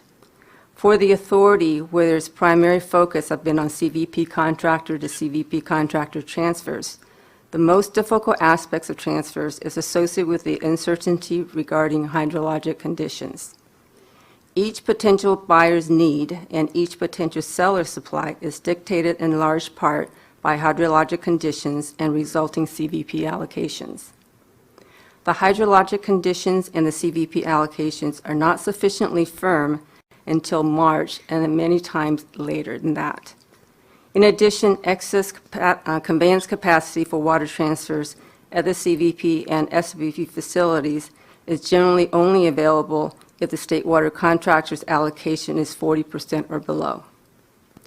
DWR and Reclamation cannot make an initial allocation of available capacity until March, and that forecast could change based on changes to the CVP and SWP regulations and what additional rainfall that may occur after the March period. Given these realities, most negotiations for water transfers agreements are not completed until late March, and sometimes even later. In particular for crop idling or crop shifting transfers where crop planting decisions must be made by mid-April, transfer approvals must be received before that time so they know whether they have a transfer, whether they need to plant or they need to continue to do the planting. Therefore, timely approval of transfers must take place. Delay in approvals has and would likely result in less water being transferred. Due to the extensive time frame to complete the necessary temporary water transfer NEPA and CEQA process, the Authority with Reclamation recently completed a 10-year joint NEPA-CEQA document, including the compliance with ESA, Endangered Species Act. This document evaluates the potential impacts of a range of north of the Delta to south of the Delta transfers from a range of potential sellers to a range of potential buyers that have expressed interest in transfers over the next 10-year period between 2015 to 2024. The document evaluates transfers from CVP and non-CVP sources of supply, with water being made available through groundwater substitution, cropland idling, crop shifting, reservoir releases, or conservation. All proposed transfers that rely on this document would still require the compliance with the requirements of the Water Transfer White Paper, still has to go through the approval process with DWR, Reclamation, State Board. And the CVP, my experience with the CVP transfers that go to Reclamation for final approval, it is also reviewed by DWR. It isn't just solely a Reclamation review, and both agencies review these transfers. And then for those that go to the State Board, there are transfers that all three agencies review the same transfer. Water transfer provides significant environmental benefits for the fishery resources. For example, Reclamation backed up 160,000 acre-feet of water transfers that we purchased this year in Shasta Reservoir to protect the cold water pool, a critical resource used for winter-run salmon. This is a great example of how transfers are being implemented to address environmental issues in addition to meeting critical water supply shortages. It is important to note In order to facilitate these benefits to the environment, the buyers are the ones taking all the risks. The risks that the water will be released and conveyed south of the delta, the risk of large carriage losses, the risk of water remains in south of the delta storage until demands increase in spring of 2016, enormous risk investment valued at a minimum of $105 million. Lastly, as Dustin indicated, I want to give kudos to the Department of Water Resources Reclamation State Board. Over the past few years, they have made tremendous improvements in streamlining the process. And however, much of the regulations are that's in play really eliminates much further streamlining that can take place. So it is much appreciated by the authority on their behalf. There's a couple of things I'd like to address that was mentioned in previous panels. I can do that now, or if you'd like to have Steve Hirsch speak Why don't you and do then it come now? back. Do it Okay. now. Okay. One of the panelists mentioned that if we did not do water transfers, that therefore we would have more water remaining in storage north of the delta. That in reality, that doesn't take place, because what sellers are doing is either crop idling. If they didn't transfer they would be planting and therefore using that water, and that water would not be remaining in place. So eliminating transfers doesn't reduce usage north of the delta. The other factor is that, and many of the previous panelists indicated, is we don't know everything. We are still learning. Even though we've been doing transfers 25 years, there's still a lot of unknowns. Groundwater substitution and stream flow, surface water interaction is one of those. And that's why the DWR Reclamation's transfer white paper is a draft paper. It's ever changing. As we learn more, things are added to there to try to protect the water rights, environmental resources, and so forth. We can't not just stop transfers because we don't have all the answers. We want to perform responsible transfers as buyers, because if we don't do it so, we can't sustain the water transfer market. In order to do that, we have to have responsible transfers, and we understand that if there are impacts, we are mitigating, and that's the purpose of the white papers, to ensure that mitigation is happening, to make sure that we have responsible transfers. Thank you very much. Mr. Hirsch. Well, first of all, I want to start by thanking the council for allowing me to speak in front of you today. I'm with Metropolitan Water District. I've been with the district for over 25 years, the last 20 of which have been in the Sacramento office, initially doing ecosystem restoration projects in the Bay Delta watershed. Yeah, but the last 15 has been just doing water transfers, so I come to you as a practitioner. I wanted to spend a little bit of time talking about the role water transfers play for Metropolitan. You know, we really in any year have a wide range of scenarios we have to plan for in Metropolitan, and roughly speaking, if there's wet conditions in the Colorado, Northern California, cool temperatures, and Southern California demands are low, we could need to store 1 million acre feet. We're searching for places to put water. Conversely, if it's dry in Northern California, dry in the Colorado, hot in Southern California, we're needing to develop 1 million acre feet. And transfers in storage is one way we do that. And we have done a really good job putting in place storage capacity throughout the state in 800,000 acre foot plus acre foot reservoir in Southern California, Diamond Valley. But then we have groundwater partnerships with hundreds of thousands of acre feet of capacity. A key part of our strategy is taking the water in wet years that we can, sticking that into these storage reservoirs, be it in the ground or surface, and then converting it to dry year water by relying on it in dry years. So water transfers, we think about them every year, but oftentimes we're just pulling water out of storage instead of being active in the market. So for Metropolitan, these water transfers are really, they're an important tool, but they're kind of a limited tool for us. Some of what I'm going to touch on here has already been discussed primarily by Dustin, but my experience on working on transfers, I've, again, been doing it for 15 years, purchased water from pre-1914 water right holders, post-1914 water right holders, and all of these transfers have some type of regulatory oversight, be it with the state board or through the CEQA process. And so I think there's this thought that there might be a subset of transfers out there that exists, and Dustin touched on this, where it's kind of slipping through the cracks and has no oversight whatsoever. And I will second that I am not aware of any of those transfers if they exist, and certainly if they have existed, Metropolitan has not been involved in them. You've heard that transfers are already very difficult. There's a considerable amount of regulatory oversight. And I would argue that the water transfers that we work on actually face a higher level of regulatory oversight because of the biological opinions that limit the movement of transfer supplies from July through September. So I think a big part of the discussion today is, for you, I think the question is, you know, I keep hearing, should we do more? I think what you're asking, is there additional regulatory oversight that is needed?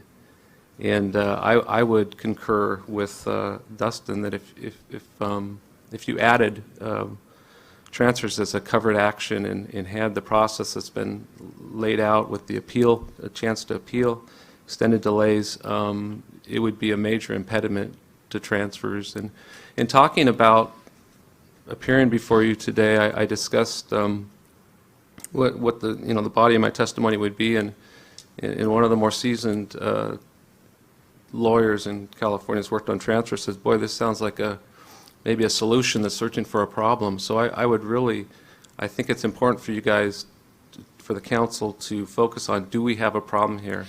Is there a lack of regulatory oversight? I know the council has concerns about these recurring one-year transfers, and I wanted to talk about those.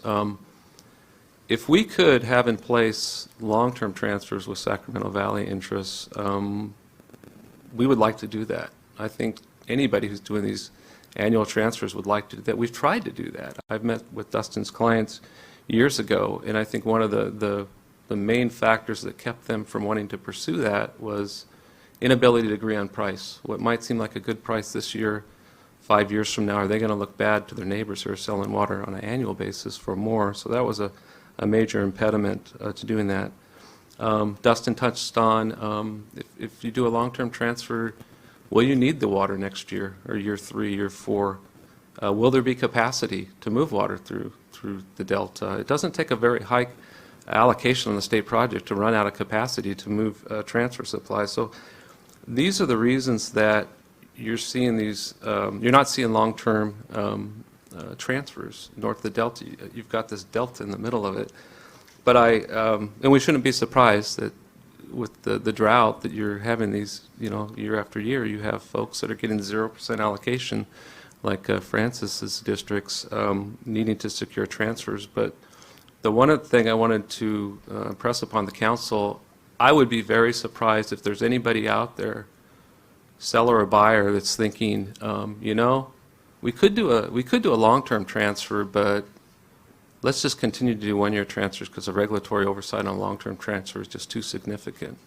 That's not the motive here for sticking to one-year transfers. There's just some reality of you don't know if you have a connection, a physical connection between buyer and seller in most years because of the capacity issues in the Delta.